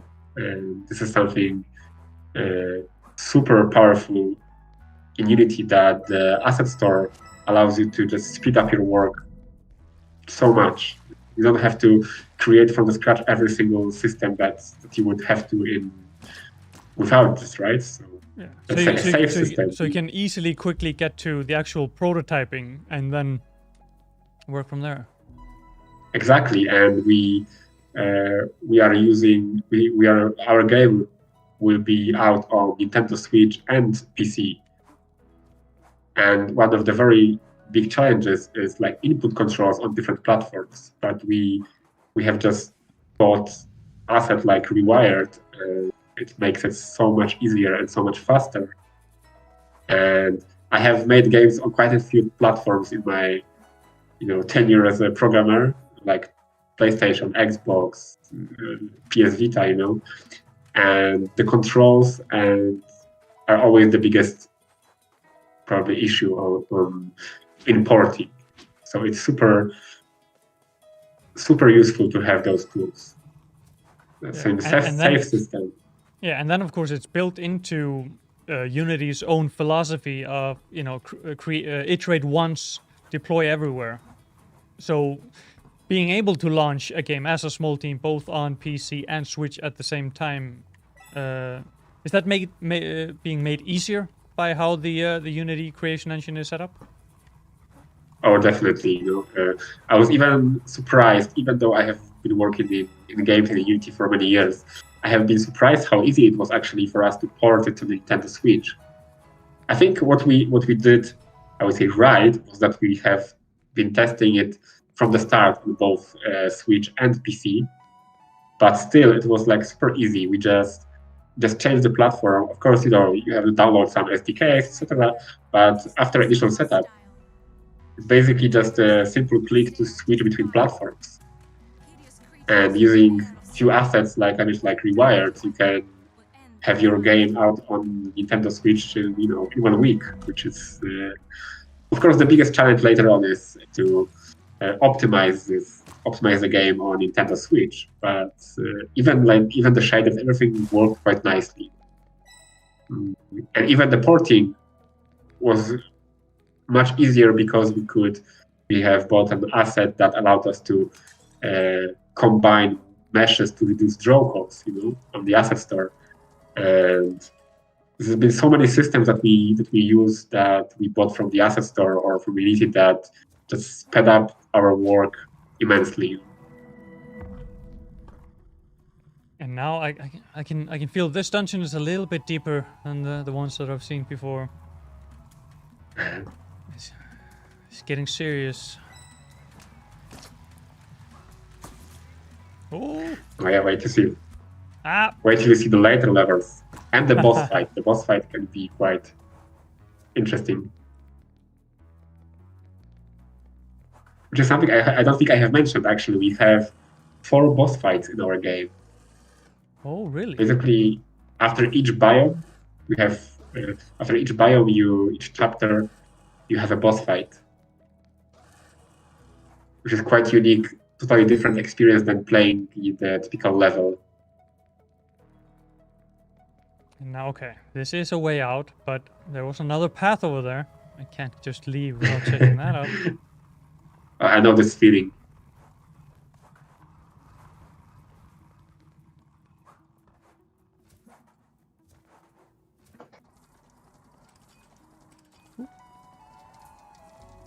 Yeah, and also with the optimization, I think something that we really loved quite recent change from Unity is the incremental garbage collector.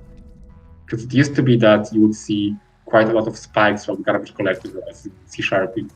So you would have a like spike that the player would see, the FPS would drop. But with incremental garbage collector, I don't think I have seen any spikes on the profiler from the garbage collector anymore, which is really great. Of course, we are using object pooling quite a lot, but even with that in the past, it could be quite annoying to reduce those spikes. And nowadays, it's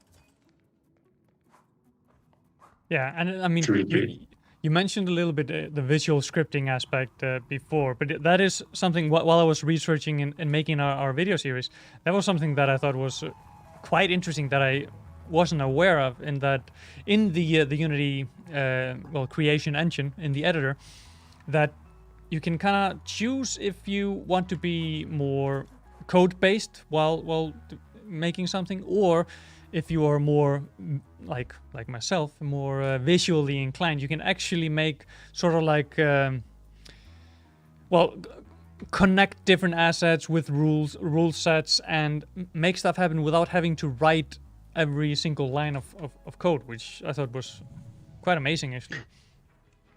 Yeah, even in our team, we have 3D artists that do a lot of scripting, and then they can prototype a mechanic without programmer's intervention, which is really time-saving, and also that makes it much easier for them to show what they mean. Because sometimes the artists have something in their head, they want to recreate, but it's very hard to convey by words or even drawing something. So with visual scripting, they can jump into the Unity, make a prototype, and say to the programmer, okay, this is what it's supposed to look like and work like. So now, which is super powerful. The project, the Lightbringer, was started by our lead 3D artist, who has at the beginning made everything himself. The visual scripting and the art, etc. So it's really powerful, and it's also easy to, even if you start making everything in visual scripting, at any point you can just add code, and there's no problems with that. There's no problems like, is this project visual scripting or normal scripting? And it's very easy to make being able to divide the workload in that way, with a small team, sounds like could be a huge time saver in the long run.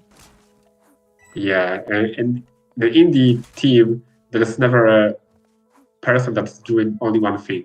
Everyone has few jobs, I would say. So it's really great if the tools actually allow that. Okay, we're getting a little bit bigger now, I can see. Yeah.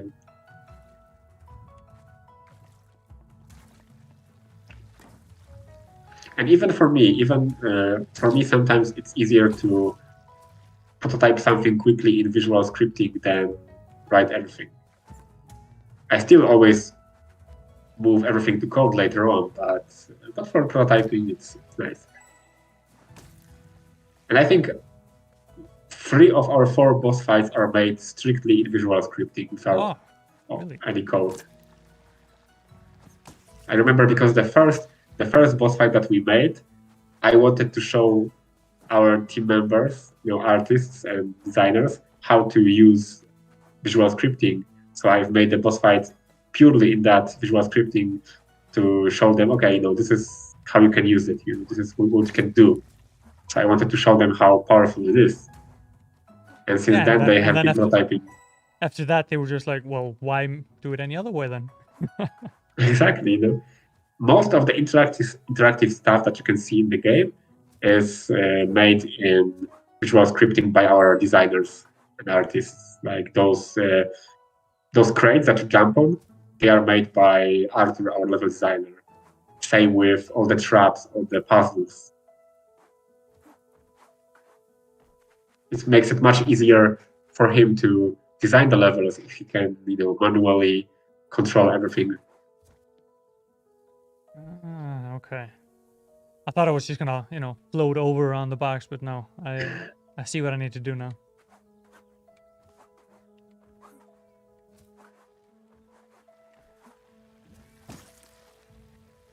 Oh, a firefly. Get very suspicious of new animals. Yeah, the fireflies are not harmful in any way. Okay. We just wanted the world to feel as alive as possible. That's why we've added a lot of small things like the grass moving, the fireflies coming out of the grass. There are birds that are flying when you walk past them, like pigeons in the street in real life. So we just wanted to create the world that the players will feel that is alive. Even though it's fantasy, but it's still, we wanted to feel grounded. Every mechanism in the game is made that it seems like it's gonna be real. We didn't want to take shortcuts and just create magical platforms or something like this. Indeed. I want a little bit of a compliment on how I got those 3. Oh yeah, you are really great. I mean, yeah. I would say nothing to be hide from you. I felt a little bit five-head there. I hope the feeling is nice that when you find those secret crystals. Oh yeah. So, okay. There's no way through air. Only way is in, I believe. So, let's explore the mine.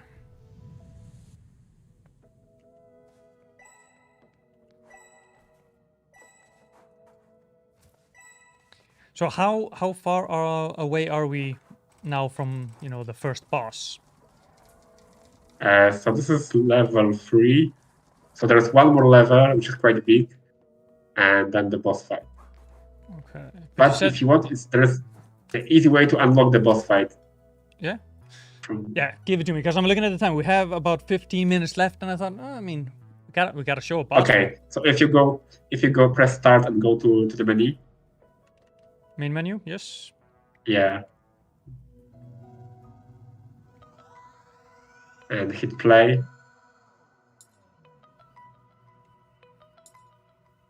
So then it's enough for you to just open up the 4th level and then exit. And that will unlock the boss fight. Oh, not the one, No, the 4th one. Of course. Sorry.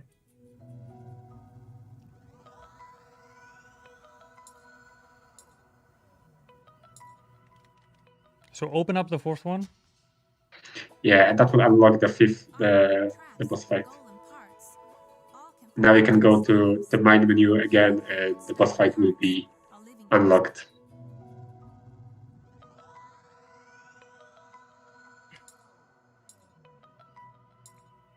But yeah, this is just how it works in the current build that we have here. It won't be quite as easy in the final version. Actually, it is like this because we didn't want to log all the content for the players. Like, okay, if someone dies at the end of the 4th level, we are a bit understanding. We want them to have the ability to see the boss fights, because some of the levels can be very hard, and that would lock it for some of the players.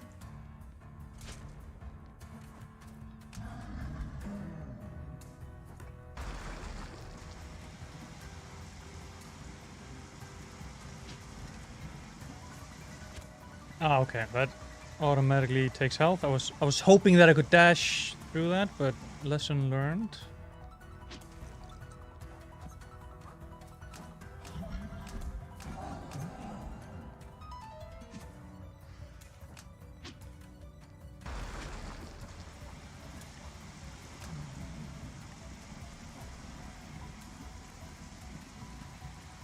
And like I mentioned, this whole boss fight is pretty much done without code. Yeah, just visual scripting.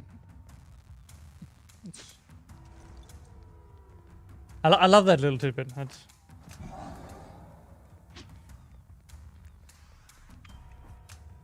So, do you have faith? Do you think I'm gonna get it on the first try? We'll see. Yeah, I think you're pretty good. I think you will manage it. But I have to warn you that it gets the less health it has, the faster and more angry it gets. Yeah. Makes sense. I would also... Oh. I was also start to be more aggressive, you know? Yeah, if someone poked your eyes or something. Yeah. And my hand eyes.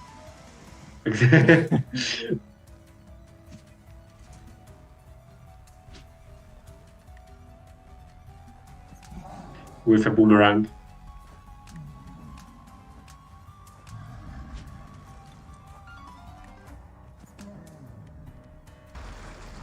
Oh yeah, I got this. I have faith. Oh, yeah, okay. That's fine. I just need 2 hearts. I don't need any more. Oh, you're so close. Well, I just need 1 heart. It's fine. I don't need any more than that. Oh, you're so close. You have to do it. Nice. Great job. Yes! You defeated the golem. I cannot believe that he lies down or broken. Fear not for his fate, since now he is free. Slime was defeated just like it should be. Now you must go right to the other lands, the ones that are above us filled with sands. Yeah, so after the boss fight, you are moving to a second biome, which is the I wonder clouds. how far from the ground we are. Oh, nice. Can you touch the sky? But I also like the little fact that, you know, the golem, he's fine. It was just the slime that was stuck to him that I was taking a beating. But he was actually just a gentle giant and he's fine. Exactly, yeah. So pretty much everything in our game, every enemy is either a slime or something that was taken over by the slime, by the corruption, as we call it. Ground disappears under your shoes. Think carefully which path you choose. We're starting to get slime with some dangerous helmets. Yeah, Disappearing platforms. we try to introduce new enemies, new mechanics with pretty much each,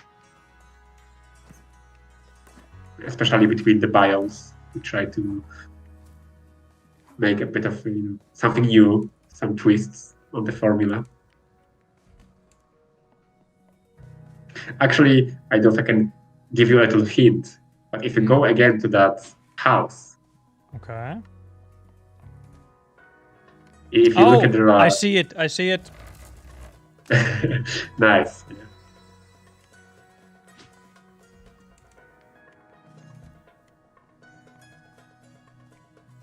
And then there's another house over there. Let's see. A couple of more houses in front of me. So let's check that out.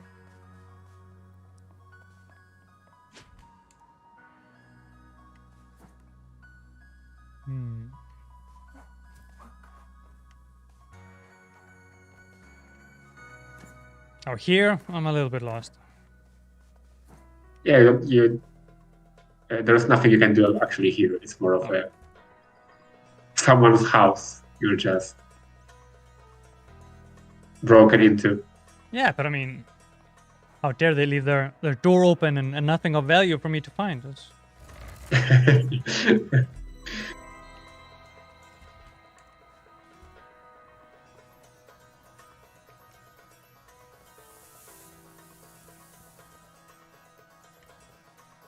What?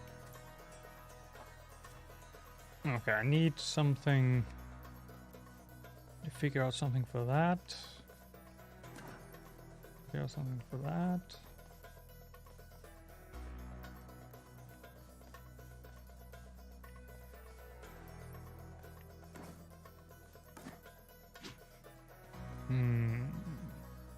Yeah, our levels are a bit. They are not totally linear. You know, there's always few paths you can explore.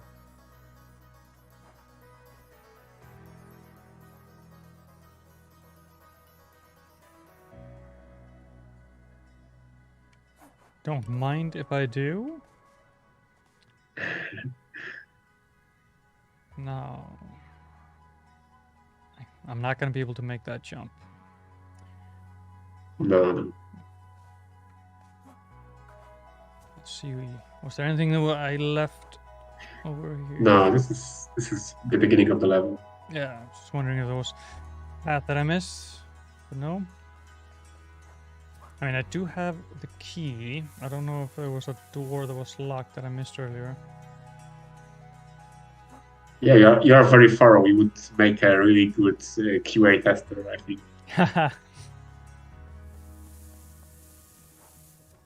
Yeah, I think that's something that's sometimes undervalued by the people.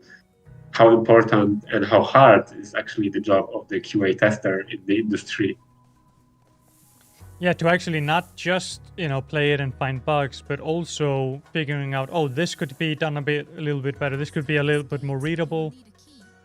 And that is something that our live streams here at the Gamers Live turn into some of the times, where we're talking like, oh, this should be done like this, so it's more. I mean, so it makes more sense to me, because of course I can only speak for myself and my dumb brain.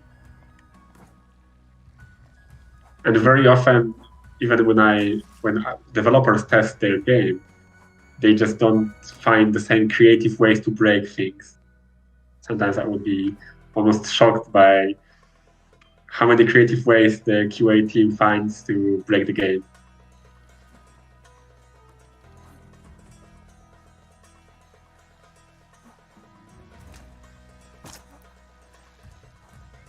No! I meant to stump you.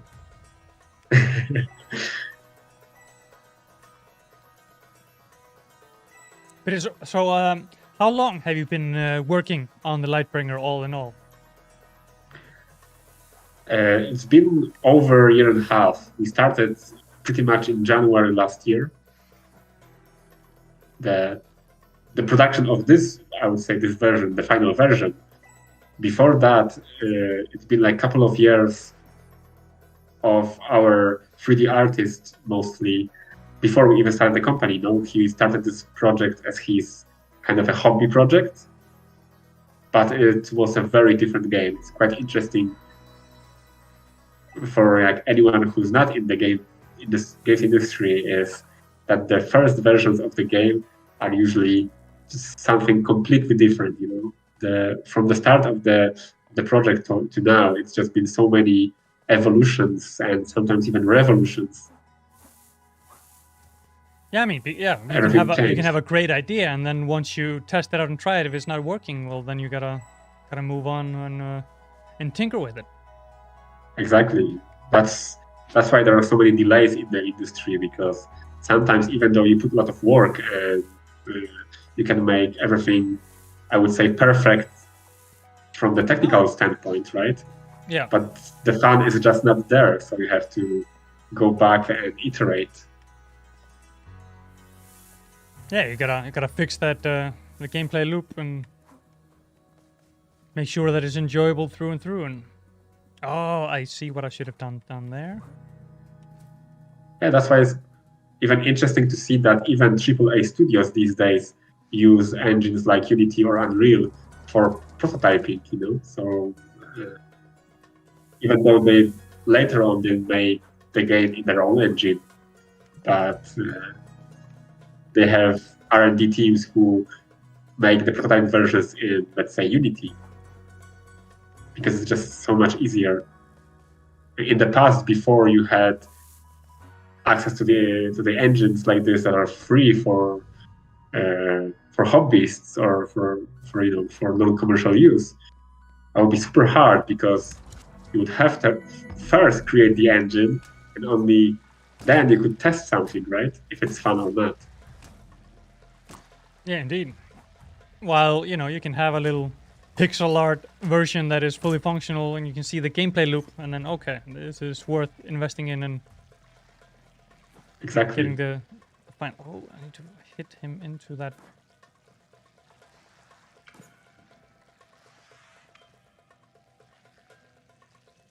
Come on, show me. There we go. But Yeah, yeah, it we can be tricky are. sometimes. Yeah, we're getting closer and closer to our time being up. Now, like you mentioned a couple times, the game is coming to PC and the Nintendo Switch, but when? I keep forgetting the date. I want it to be burned It's into people's minds. it's not official. It's not official yet, even though we kind of know already, but only since today.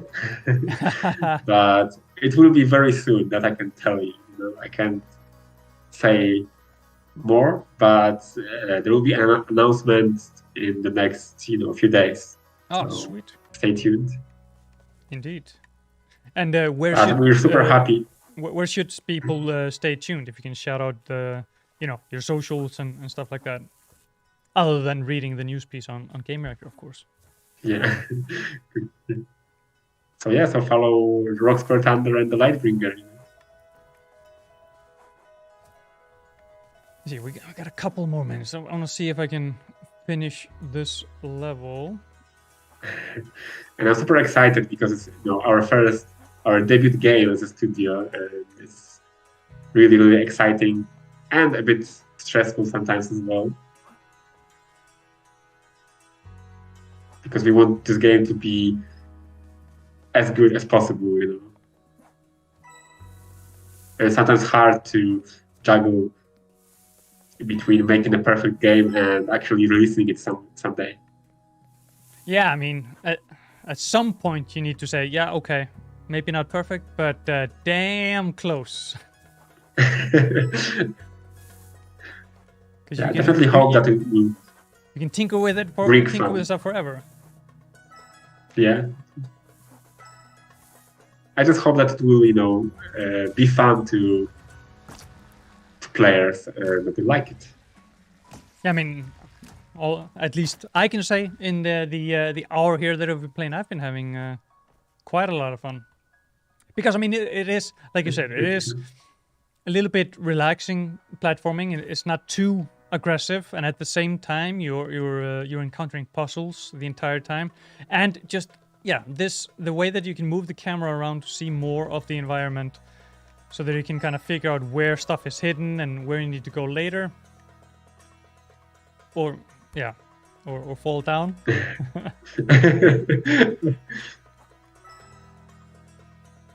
I'm glad you liked it. I believe I'm getting. I can smell the end of the level, I think. Yeah, I think you're quite close. Oh, the dungeon. Maybe not so close.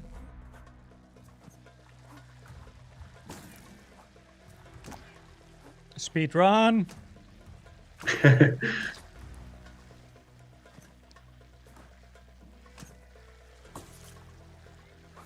Yeah, so the most fun day of the developer's life is very close when we release the game and be opening the champagne and celebrating and biting our nails, so the reviews are good.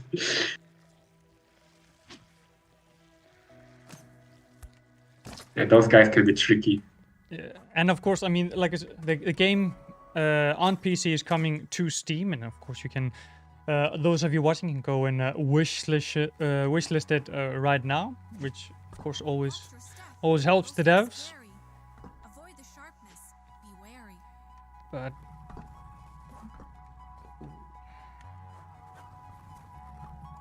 And hopefully we'll even bring it to more platforms than Steam and Nintendo later on. But we'll see about that.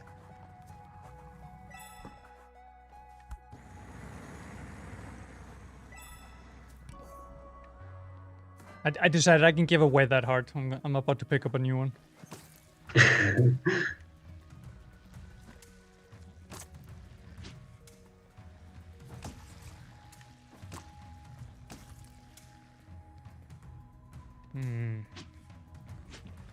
Actually gonna do the unthinkable and leave a couple of collectibles if I can just...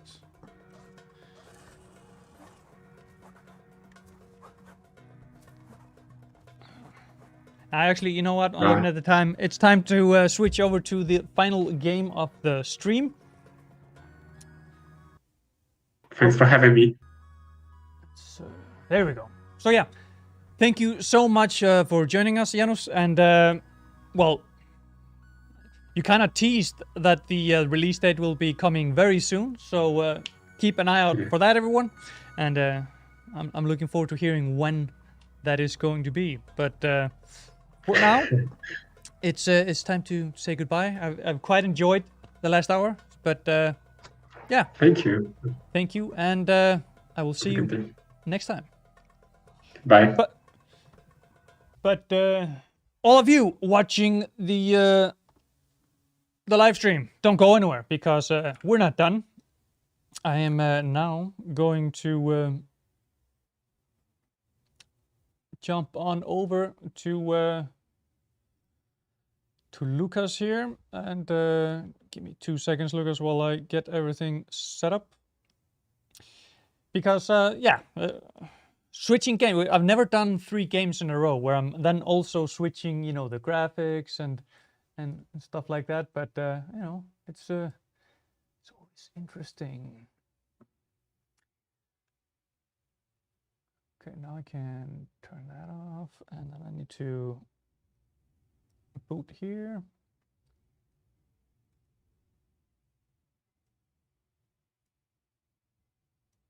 Now we're good here.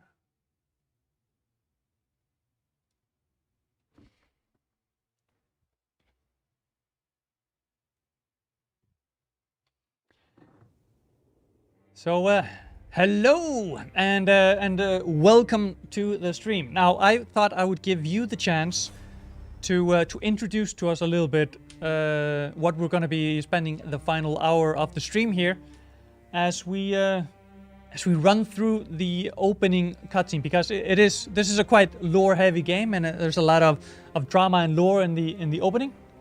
And I would like to start that off, and then well, tell us a little bit about Return to Nengrim.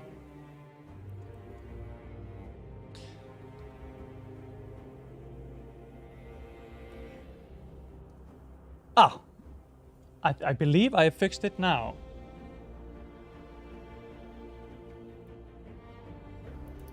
Let's talk a little bit about the game during the intro. Even though I also prepared some comments on what Unity stuff we used for the intro, but yeah, definitely. So you're gonna hit play already, or? Yes. Let me see. I'm still moving stuff around a little bit to make sure that everything is set up the way that. Yeah.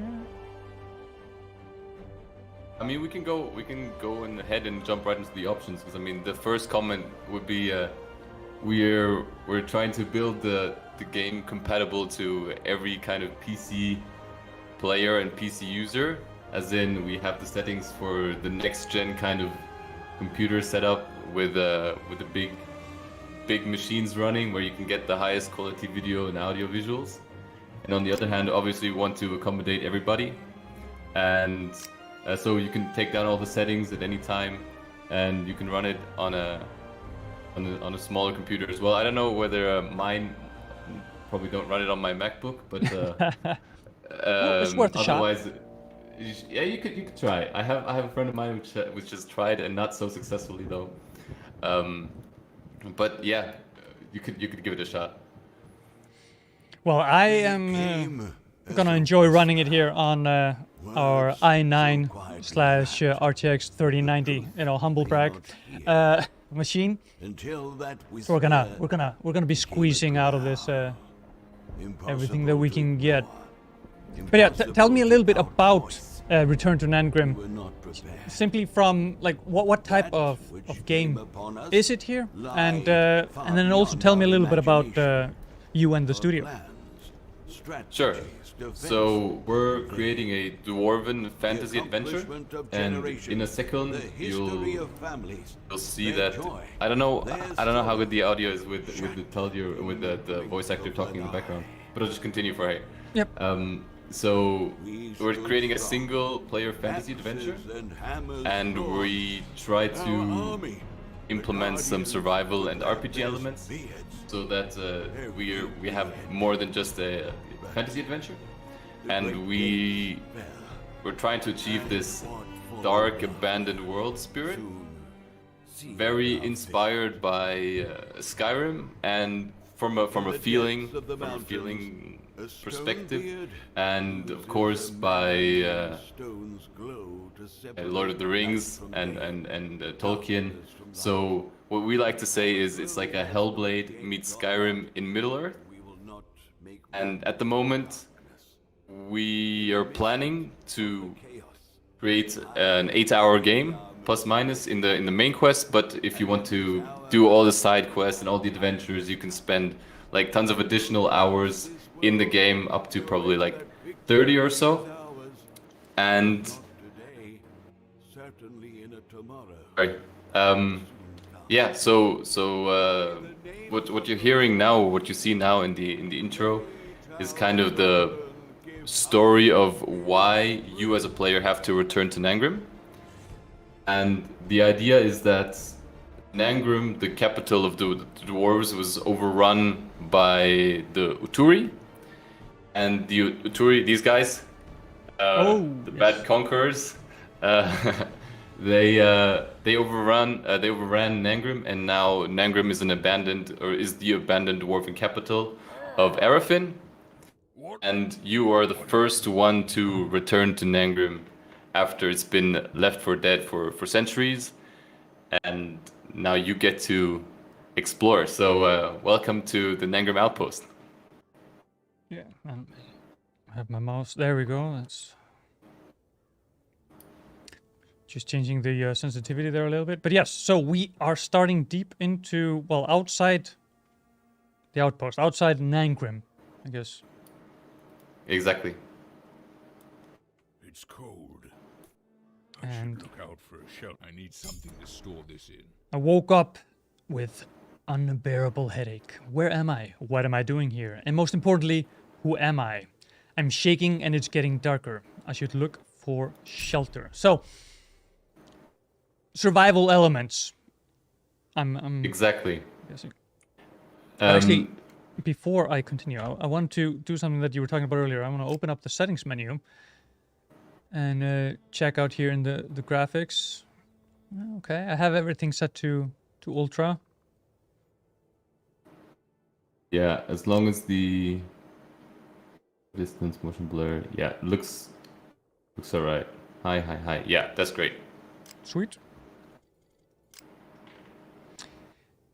So yeah, our first quest here is to find our equipment and get out of the cold. Exactly, you were talking about survival elements, so the cold is definitely part of your survival, I need something and to store this in. on your path you'll find more things. I already found the thing to store it in. I see. Yeah, I've got the it handle couldn't of be an far axe. away. Now, if Taldaron means me well, there might be a chance I'll find the corresponding head. Okay, so I have the an axe handle. Now I just need to find the axe head.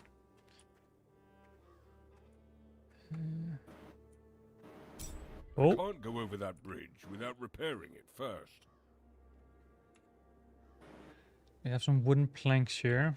Some good old wooden planks. Yeah. That'll do the job. Seem like that would be a nice way to fix that, but I want to find that axe head first.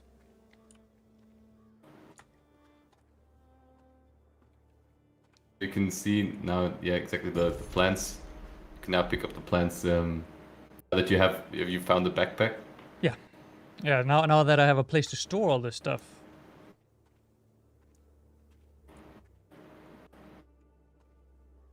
And for you see the Firmly barricaded. little plants. They also have like their little lights. They're shining, or I think they're, what are they called? Fire mushrooms? Red glowing mushrooms. A streamer recently called them fire mushrooms. That's why it's a little bit. A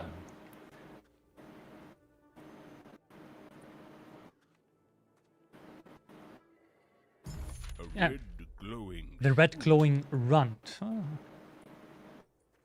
I So- can see fire mushroom. That is that's part of a Unity asset actually. Oh yeah, That, tell us a little bit more about how, well, not only that you came to choose Unity as a platform, but you know, what part of their services you've been using. 'Cause, I mean, this is the end of our campaign called Unity More Than an Engine, where we're talking about, well, the whole ecosystem of Unity. Yeah, so we chose Unity very early on in the development. I think we've heard it before that it accommodates very well for rapid prototyping and having easy, quick builds. Those barricades And block the way. that is definitely something which helped us at the very beginning when we created a first playable, very much more little, no, very little teaser already in 2017 for the GDC. The luck of a I found it. Trying to hide it away from me. to combine those two. So, to combine, let's see, resources, items, Exactly. There are your items, yeah.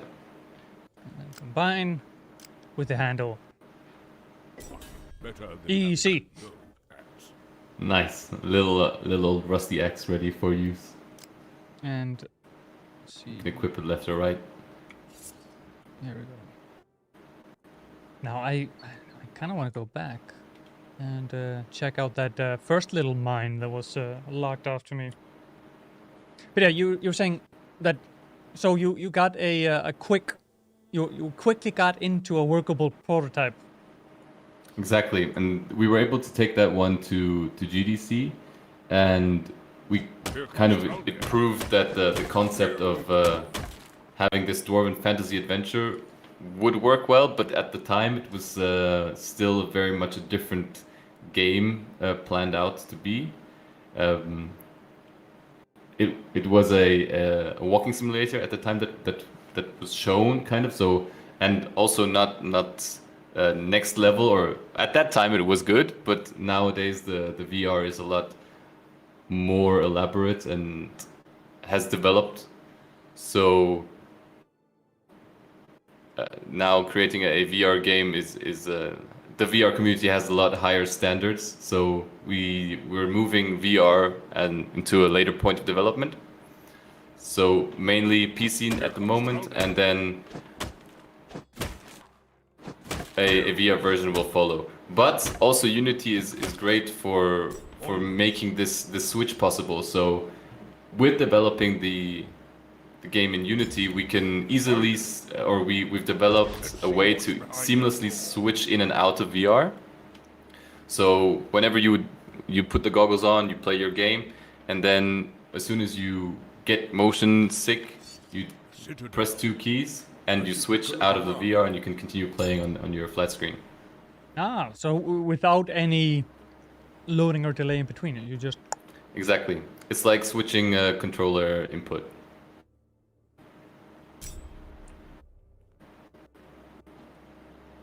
So... So now you're in the Citadel, and we come from a slightly different approach to developing than most studios will. We're developing feature by feature. So we developed the forging to But maybe I can find to a level which bag on somewhere. we wanted it to suffice for the final game. And then we gave that feature in a little room. We gave that feature to our community on Discord. They're called the Players Guild. So that's a dedicated group of players. They exclusively have Steam keys to that those updates or those builds. I should And search the tutorial. Hopefully there's they give us feedback. So we give them the build, they give us the feedback, and then we can iterate and we can improve the game according to their feedback. And this is something we've been doing with different features. And now in this build, you're actually hopping from one of those feature rooms to the next in a playable teaser. So also this isn't the final game yet. It's not a vertical slice, so combat is missing some major features such as crystal breeding and companion are missing in the current build. So this is really just what we call it, a playable teaser.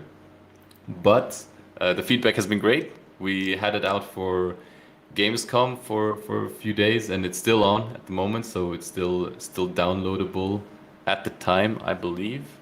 Not 100% sure, but it should be. And so even though the combat is not in there yet and everything, the feedback has been great. Now you're in the scriptorium at the moment. Yeah, I was just adjusting a couple of settings because I noticed in OBS that there was a slight hiccup in the frame rate, but I think I have it sorted now. Like on my screen, it's super smooth, but then in OBS where it's capturing, it looked a little bit hinky. But yeah, let me know in the chat if it is up to snuff, or if I should tweak some settings as well. We got a couple of. Got a couple of comments here from Bitassemble Skull and Wolfcar3 saying the game looks great on your rig. So yeah, I agree. It looks quite nice. Actually, I need to turn.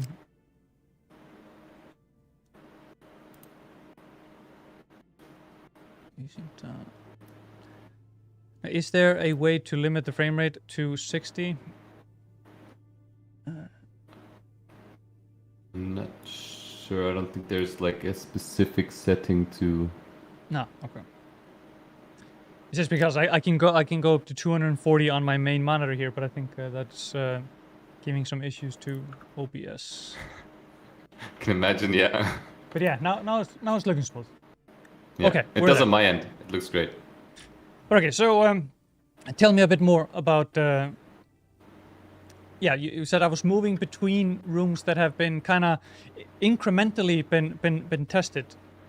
Exactly. And so now for Gamescom, we've kind of joined those rooms in the Citadel, and now it was publicly released. So we had hundreds of people which downloaded it, which gave us feedback on various channels, which we are trying to collect. It's over Discord, it's on Steam, it's via email. Luckily, nobody has our phone numbers, otherwise they'd probably be calling us. And yeah, so the feedback is mostly great. We have very many elven fans, which want to see elves implemented into the game. We'll see when that happens. And yeah, it's kind of funny when you're putting out a game that has a dwarven adventure right in the the subtitle. People are, what about the elves? Well, well, I can tell you a little bit more about the background of the company actually. So, our founders, Michaela and Ismael, they already started developing the Arafin universe on paper and in their minds more than, we say 2009, so that's 12 years ago already. So they've been developing the universe, and they're still developing at the moment, or like throughout the development of the game, they're developing this universe further. And so in the universe, we have elves, we have humans, we have Uturi, and we have the dwarves. And within each of those within each of those races, we also have all kinds of different sub-races. So you have the dwarves with dark skin, with Caucasian skin. You have with white beards, with colorful beards. So there we have all kinds of races and sub-races within the universe. And just this first adventure, this first endeavor in the Arafin universe is to Nangrim, and you're playing a dwarf in this. Ooh, something that emerges from the mines. Yeah. And as a true dwarf, he doesn't think, oh, I should stay away. And it's like, oh, no, I should definitely explore that. Danger, Of course. fun. you're in an abandoned dwarven city. You're in the home of dwarves. Just it's not the not anymore. It's not Yeah. the home anymore. You should not revive. Yeah, kind Oh of yeah. repopulate. The lock still Citadel. seems to be I working. don't have this Not key. without the key. It just came from this door. You can above the doors. Yeah, got it. Above the doors, there's little writings in Hildir. Obviously, you can't read the runes since it's a completely fictional language. But in theory, you could read the runes if you learned them. And so that's a whole language. Hildir is the language of the dwarves, which we've invented, or which we have people working on the language, like people which have studied language, linguists which have studied the language. Yeah. I have to say, So like back- the more that you're talking about the lore and how long you've been working on the world building behind this, it seems more and more like this will be a massive game with a detailed story. Like what scope are you guys going for here? So what I said before is like in a matter of time, which it'll take you to play through the game. We're thinking about 8 hours main storyline and then 30 hours that you can spend exploring and finding all the collectibles. If you look up there, that's a really nice Oh, yeah. image. And if you move back, so like slightly to the right, you'll see the sun go down behind the rock. That's something which you can develop very nicely in Unity. With a big round shape, which with light emission materials and a bloom effect. So Yeah, the way that exactly. it blooms around the rock here is, Yeah, and then so with the slight there- lens flare. But yeah. exactly. Nice things that you can do in Unity and play around with. And those mountains and trees that you can see, they're 2D and 3D layers or models, and then they move in the so great things that you can do with Unity. Here, do you have the sound on at the moment? Yes. Let me see if I can make it a little bit louder for you. Just because there's also with the river, it's hard to create Can you hear a it now? sound. Yeah, can you hear it now? So with the river flowing, it's really hard to create one point where the sound should be emitted from, and it doesn't really make sense in our world that you would have like one singular point. Say it was only at the end or only in the middle, Yeah. and the closer you'd get to it, the middle of the river. So we actually have like a whole tunnel built above that river, which emits sound, and that makes it a close to realistic fake. Okay, I see you've enabled the climbing mode. Oh. How did I do that? It's C. Pressing C enables and disables the climbing mode. So that's Ah. still something to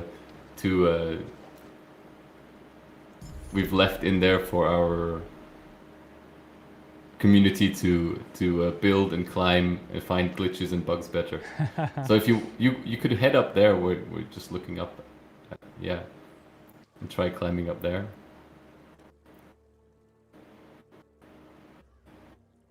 So how Go. exactly? Yeah. We've left this kind of open for our community to find. The view would be beautiful. The And view again, if you would be look- beautiful. Oh, If you look there, yeah, big dwarven statues. So we have, for smaller things, we have we've used Quixel for like little potatoes and stuff like that. But for these big, iconic pop-ups, props, we do them all ourselves, and that's just to like really get this dwarviness across with the dwarven structures, the dwarven statues and really build this feeling of how it feels to be in Angrim. Yeah, just Yeah, it's just beautiful, right? yeah. The snow is slowly falling. That's all rendered in real time. So Yeah, if It's a I little- wasn't aware that I'm a dwarf in what used to be, the dwarf hometown, that seems now eerily quiet. I think okay, it's quite nice and relaxing, but there's danger afoot. Oh yeah, okay. So if I turn off the climbing mode, I won't have the same jump. Yes, okay. yeah, and you're a little bit slower as well. Here you can see it decals, and we are using two different kinds of decals. So we have we have the HDRP decals from Unity, but then for mesh decals we're using our own asset, which is also something which is great about Unity. You create your own assets, and you can actually go ahead and sell them in the Unity asset store. So we have three like flagship assets that we're successfully selling, and that obviously also helps with building a game, and because you get financially supported from selling those assets. And so what we have on Steam on the Unity asset store at the moment is one for Easy Decal, one is called Easy Combine, and one is Vivaldi. The Easy Combine is basically you can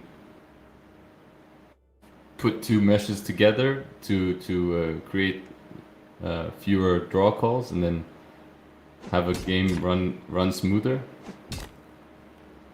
Those should be working, yeah, they do. Yeah.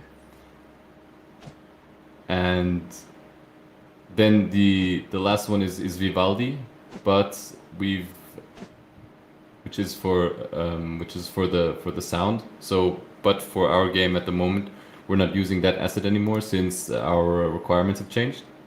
So now we're using Fmod as our middleware, and the great thing about Fmod is they're like an official solution partner of Unity. So it's well integrated. They have good reply times. They help you with your bugs and getting things done. So if you have a company which gives you an asset which is officially like an official partner from Unity, you can like be sure that they'll work. Yeah, because I mean, yeah, the official asset partners, it's nearly in terms of, well, at least in terms of the support that you can get, it's nearly like it is made by Unity, because there's so much that goes on between the makers of the asset, the official partners, and Unity to make sure that it is fully integrated and that support on it is 100% from both sides. Yeah, and also, I mean, that's like the first step is like becoming one of like an official solution partner, and then the next step would be Unity would actually come and buy your asset, or would integrate your asset into their engine for all players instead of having it on the asset store. No, our CTO would have loved to see Quixel in Unity, integrated into Unity, but unfortunately, either Epic was faster or they paid better for some reason. This is still something which Unity can follow up on. Okay, we're locked. This looks like a final door. So let's see what we got up here.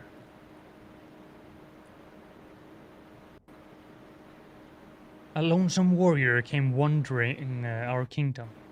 His garments were filthy, and he have dead of thirst.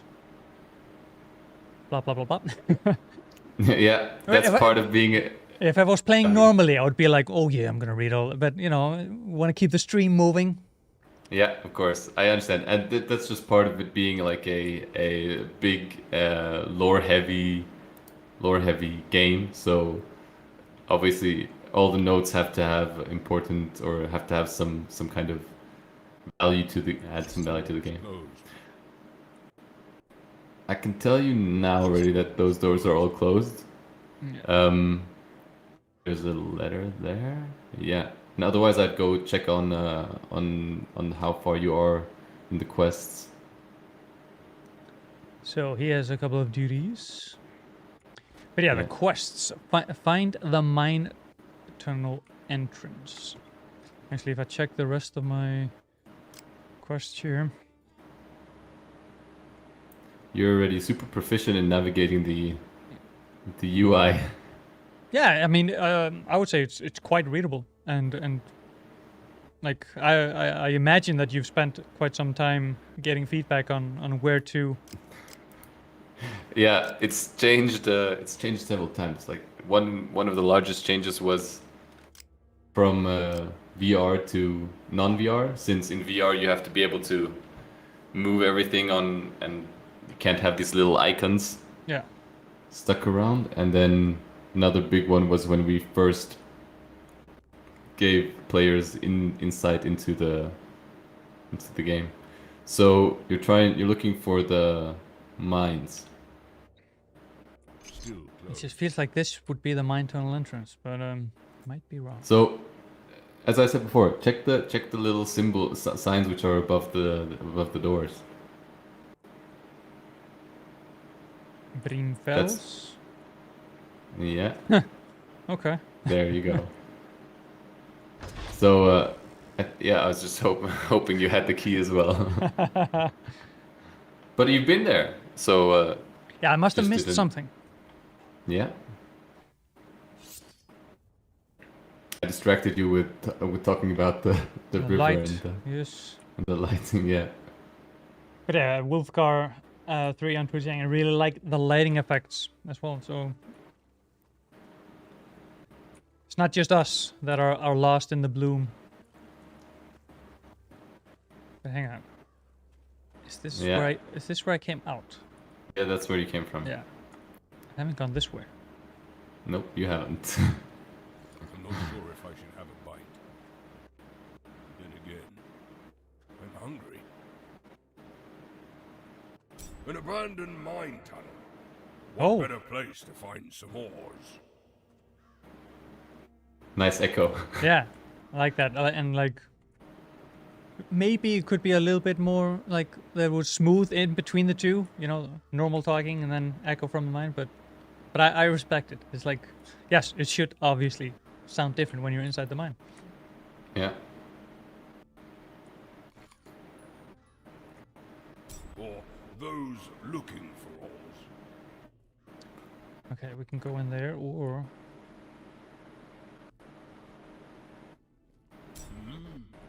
A key to the I'll forge. take that. Oh, bro, So he's the My local brother. mine overseer.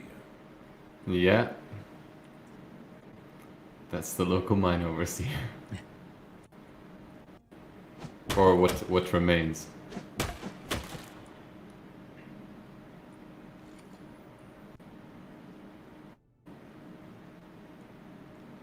but yeah, you mentioned the VR a couple of times. So was this originally intended to be a VR first game, and now you've shifted focus? Is that how I understood it? Exactly.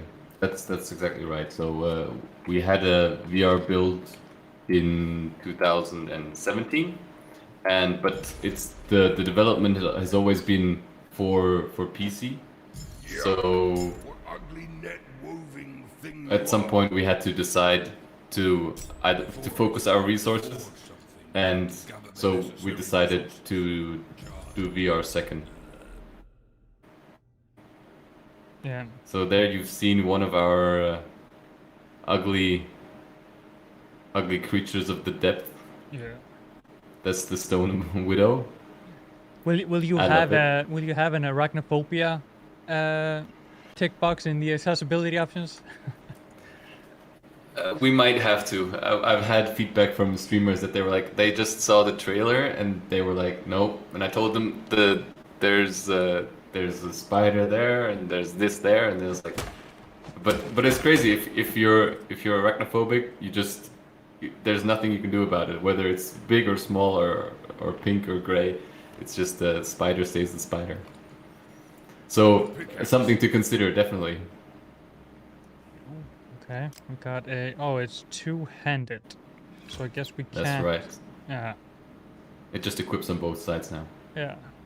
Can I hot swap between them? You can scroll mouse wheel, but I'm not sure whether you can scroll between two-handed and one-handed. But you'll be able to switch between two-handed and one-handed weapons. Try scrolling the mouse wheel now. Scrolling on the mouse wheel doesn't. So then it doesn't switch between one and two-handed. We've had several bugs with that switching happening, so it's fixed.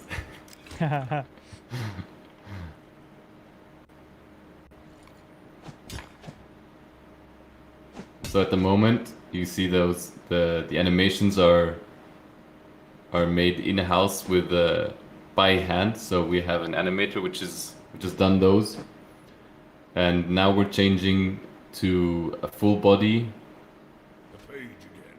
animation, or how do you call it?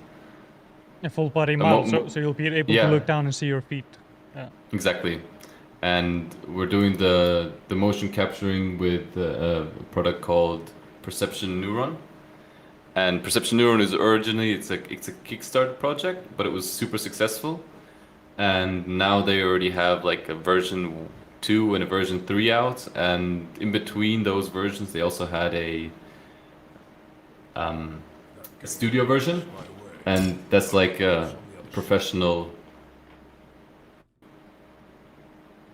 way to do motion capturing. I'm just getting tempted to do something dangerous, but Save game first and then go ahead. Indeed. Let's and maybe let's turn on the climbing mode. save scum a little bit. Yeah. That's stuff which is now at the moment it's enabled in this Okay. Well, thought I would get this- away with it. this teaser. Yeah, I mean you can try breaking the game. It happens every now and then that we get a bug report. Somebody's landed on the roof or on the floor of Nangrum, and we obviously have to go and fix it. Are you using some sort of automated bug hunting program? You know, that automatic reporting.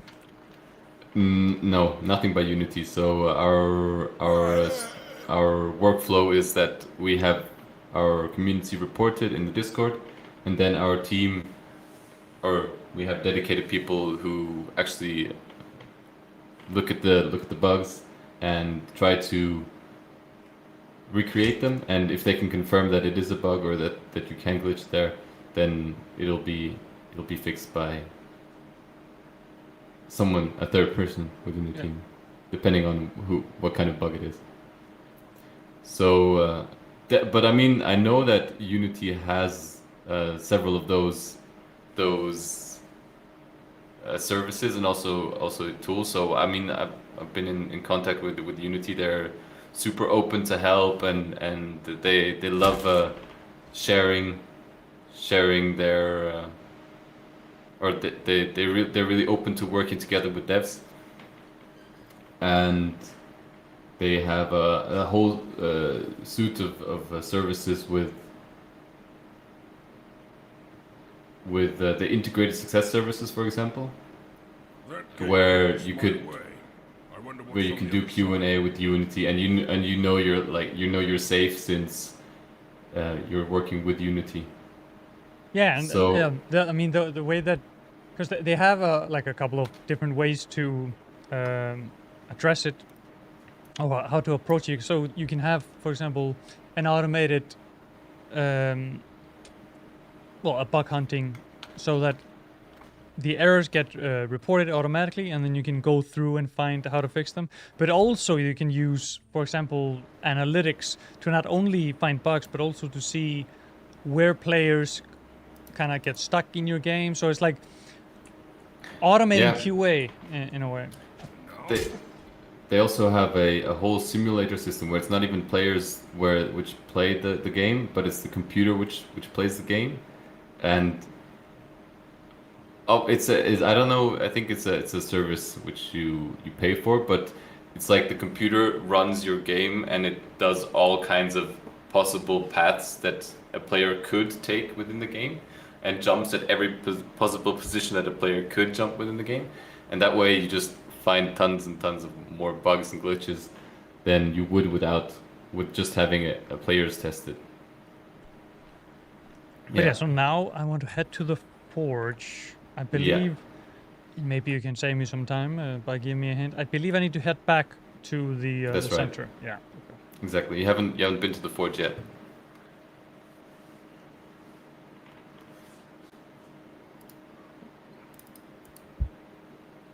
So maybe here a comment on the snow. We're using vortex color painting for like dirt and snow, and also for humidity.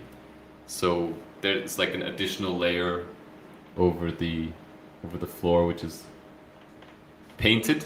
So it's like placed, but it depends on the depth of the floor, and then it'll stay there. So yeah, you have to head back to the citadel to unlock the forge.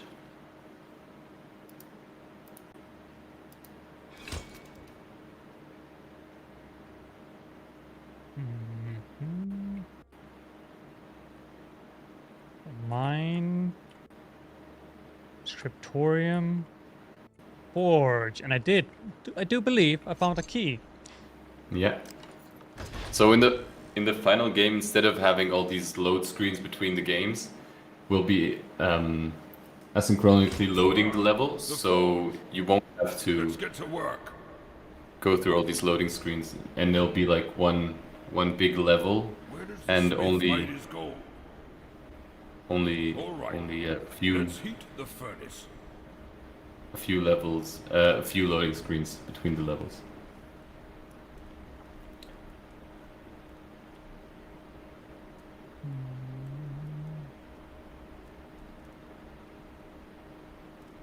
So now I just realized I'm not quite sure what I wanted to forge. I just put in wood and turned it on.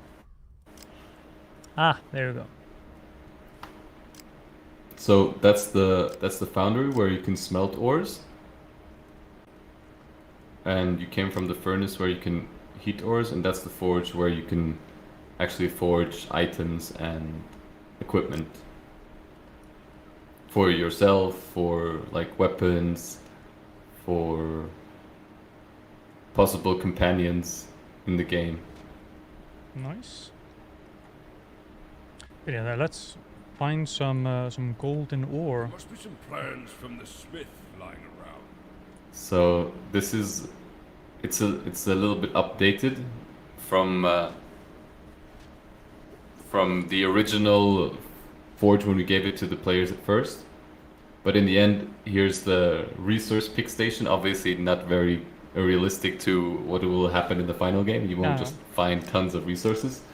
But to test the forging mechanism, there's this resource pick station where you can just pick whatever you want to, and now you're too heavy. Ah, over encumbered, but I think I can make Yeah, it so- over there. So we've had so now we have the exact opposite of what we had from Lens Island. So instead of just collecting as many resources as you want to, you have to actually do some resource and inventory management. Yeah, I'm quite familiar with dealing with being over encumbered. Yeah, I heard that before, and always considering what to do next. Yeah, So what to there's get a- rid of, what might I need this junk to build something later in life. Yeah, so hopefully you won't have a lot of junk in this game, since it won't happen that you'll just find a random resource pick station. It's not like you don't have vending machines in Arafin, but to test the feature. It was necessary. So you can, if you I'm trying think- to have turn you the pages. pressed- have you pressed read, or what does it say at the bottom? Inspect, and Yeah, so if I go into inspect, I see it. that's the like observer so. view. And Yeah. then if I go into read, then I Yeah. see it here. And then down here it says, press the mouse button to turn pages. But Go into the forge and then have a look at the battle plans you have ready. At the battle plans, the forging plans. smelt. There must be some plans from the smith lying around. So now if you look at the plans on the right, Ah, yes. Okay. and you should have the light battle axe somewhere. Yeah, got it here. Now, There we go. okay. Now it's a little bit more elaborate. Yeah. Wood, 5 iron, 1 bronze, and 1 dur steel. Exactly. I That's don't have the- bronze or dur steel right now, so I need to do a little bit of inventory management.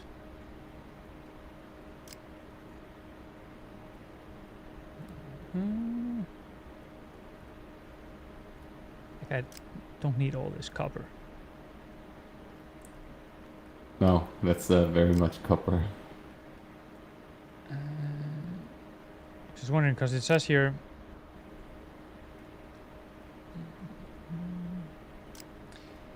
Drop all. I just want to drop most of it. Nah, screw it. It's You gone. could you can pick up some more later. There, some. Oh, But, now you have to be careful not to pick up all of it, because you might end up. Yeah, just. No, it's there's an area in which you pick up one certain kind of resource. So then you can just go get 10 from the inventory. yeah. Oh, and And- I want to check this again. What was it exactly that I needed? Keep. Let's see. So I need 1 bronze and 1 dur steel. That's basically Exactly. what I need. Now this is where the puzzle mechanism of the game kicks in, since there's I can give you the hint that there's no hint on how to create Bronze. bronze in the game at the moment. There might be a plan somewhere soon, or maybe on an easier level that will add it. But also, if you go online and watch other streamers play it, you could find out.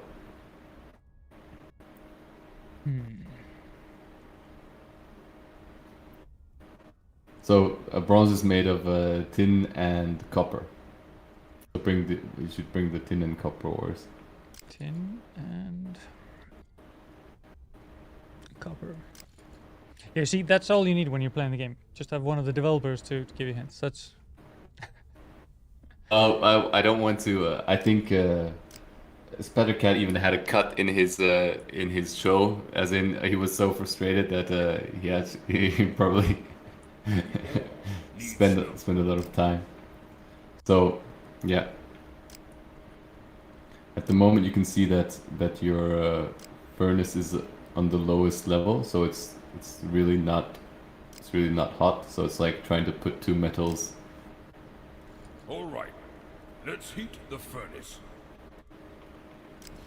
let's put in a little bit of black oak then. Yeah, black oak is the hotter. So with black oak, you can heat up. So then.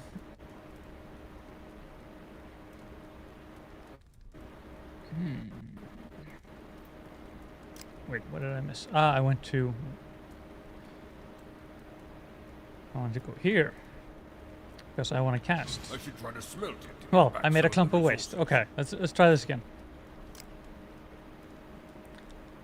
So it's not a 1-1 ratio. No. So let's try 1 and 2.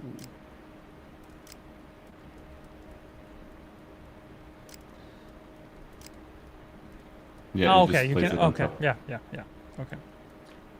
I should try to smelt it No, to get let's back try it some the of other way resources. around. Might also be 3v1 or...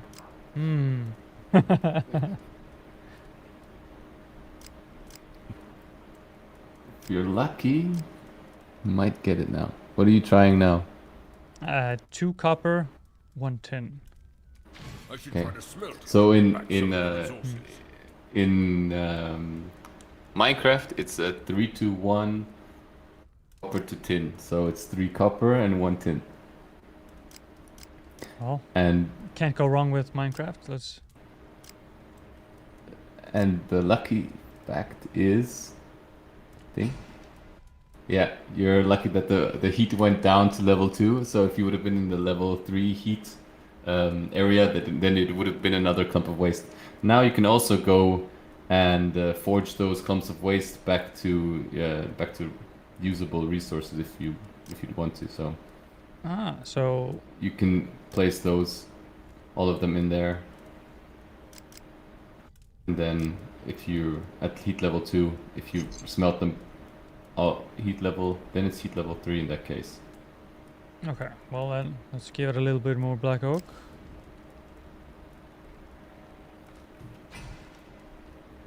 Yeah, there Okay. you have your resources back. Got my stuff back. But then now, do I have everything that I need to build a battle axe? Check it out. Looks good. No red. So, wood, and then I am so forgetful, I'm gonna check it again. Iron, bronze, and 5 iron, 1 bronze, 1 door steel.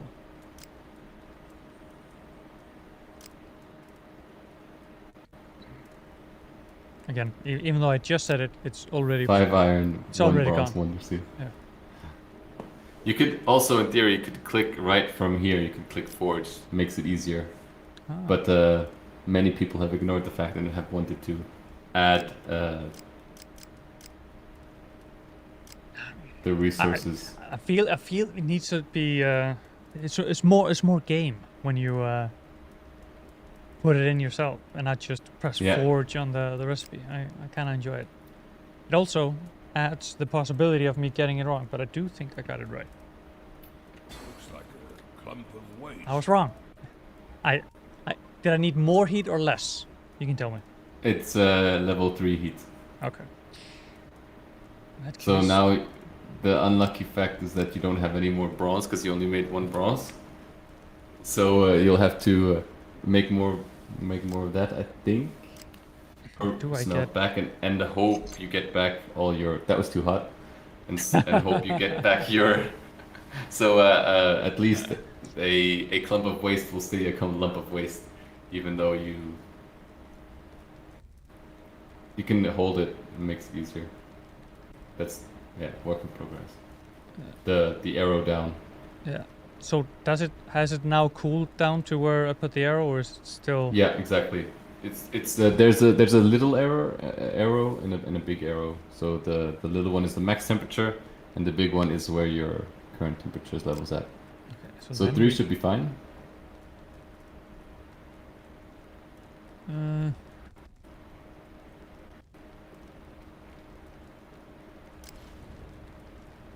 Yeah. Get it really hot. Yeah. Or wait, we're now at 4. So is it too hot here? Yeah, it's too hot for the light battle axe, but I mean it'll cool down by itself. Cool it down. Oh, yeah. That's not what I wanted to do. I Let's wanted to heat go the to the furnace. forge. And we're gonna try this light battle axe, and because I've just looked at the time, we don't have that much time left. I'm going to try and forge it directly from... Fitting. Nice. Yeah. Now you have the light feel battle axe at Feel your convenience. accomplished.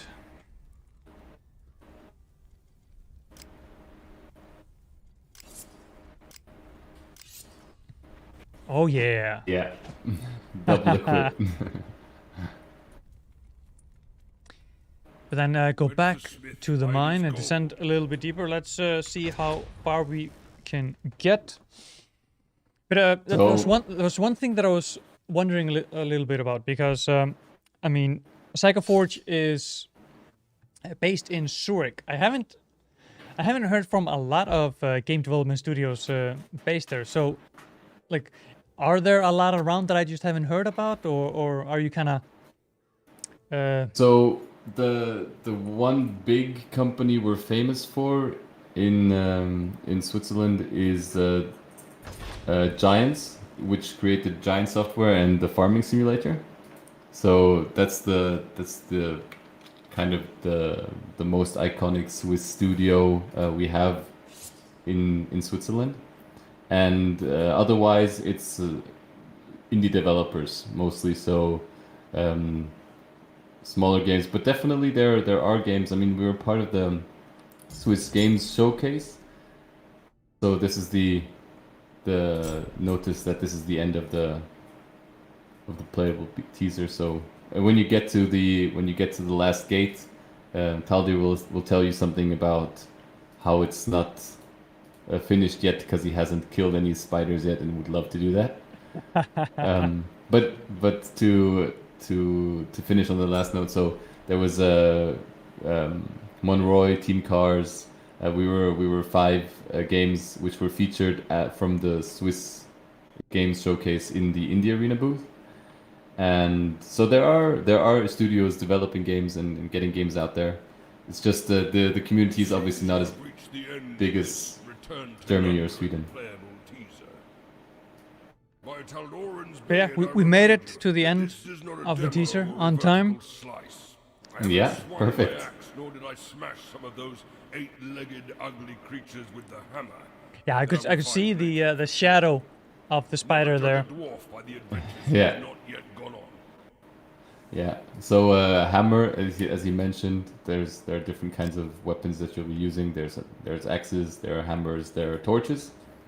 You'll have your fist to start you off with.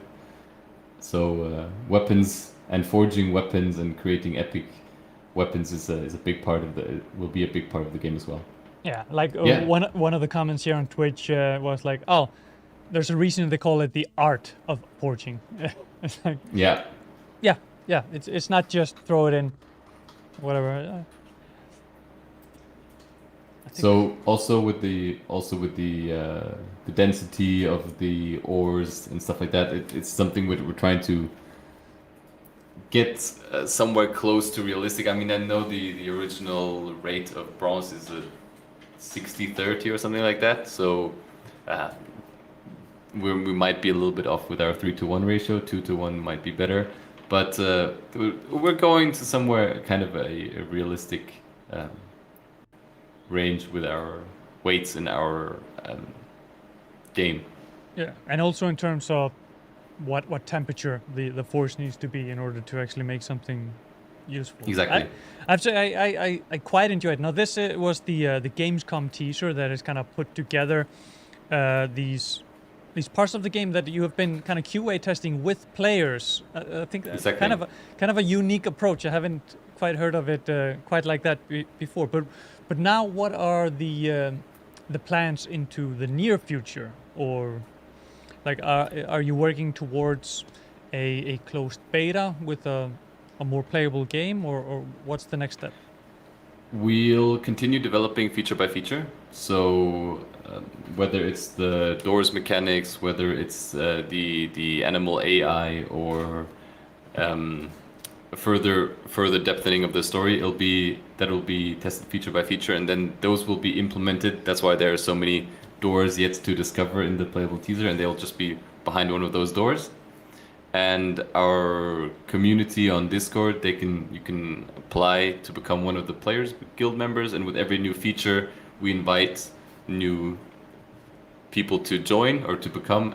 The applicants can become players guild members, and then that community grows with every component, and we'll continue with that we try to manage a release or a feature within 4 to 8 weeks, somewhere like that.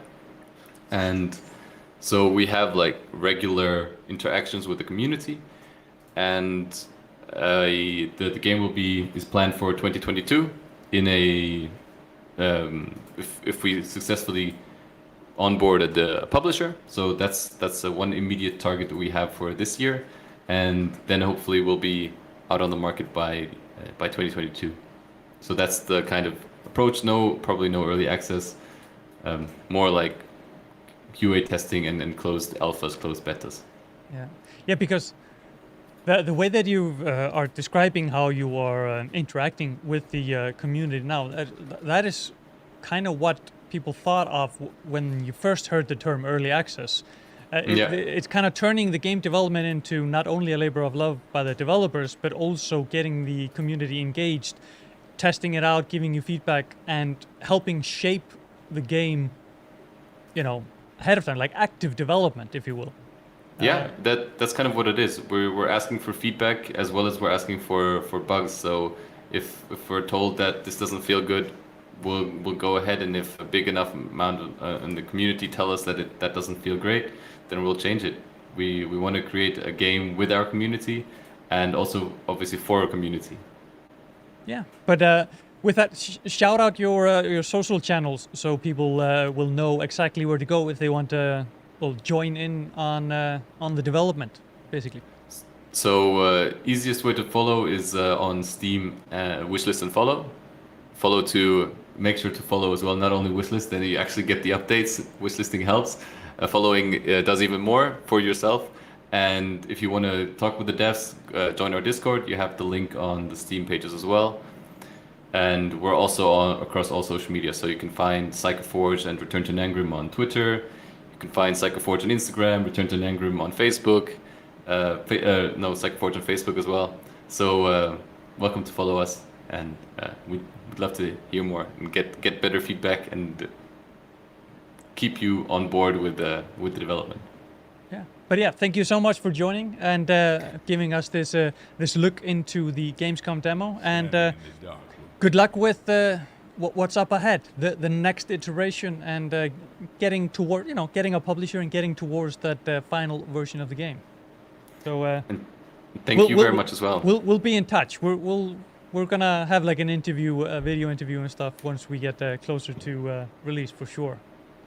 Yeah, thank you very much for having us, for letting us show the game with all of you, for the nice compliments, for the great show, and also to Unity for hooking us up. I mean, it's also their thanks to them that we're here today.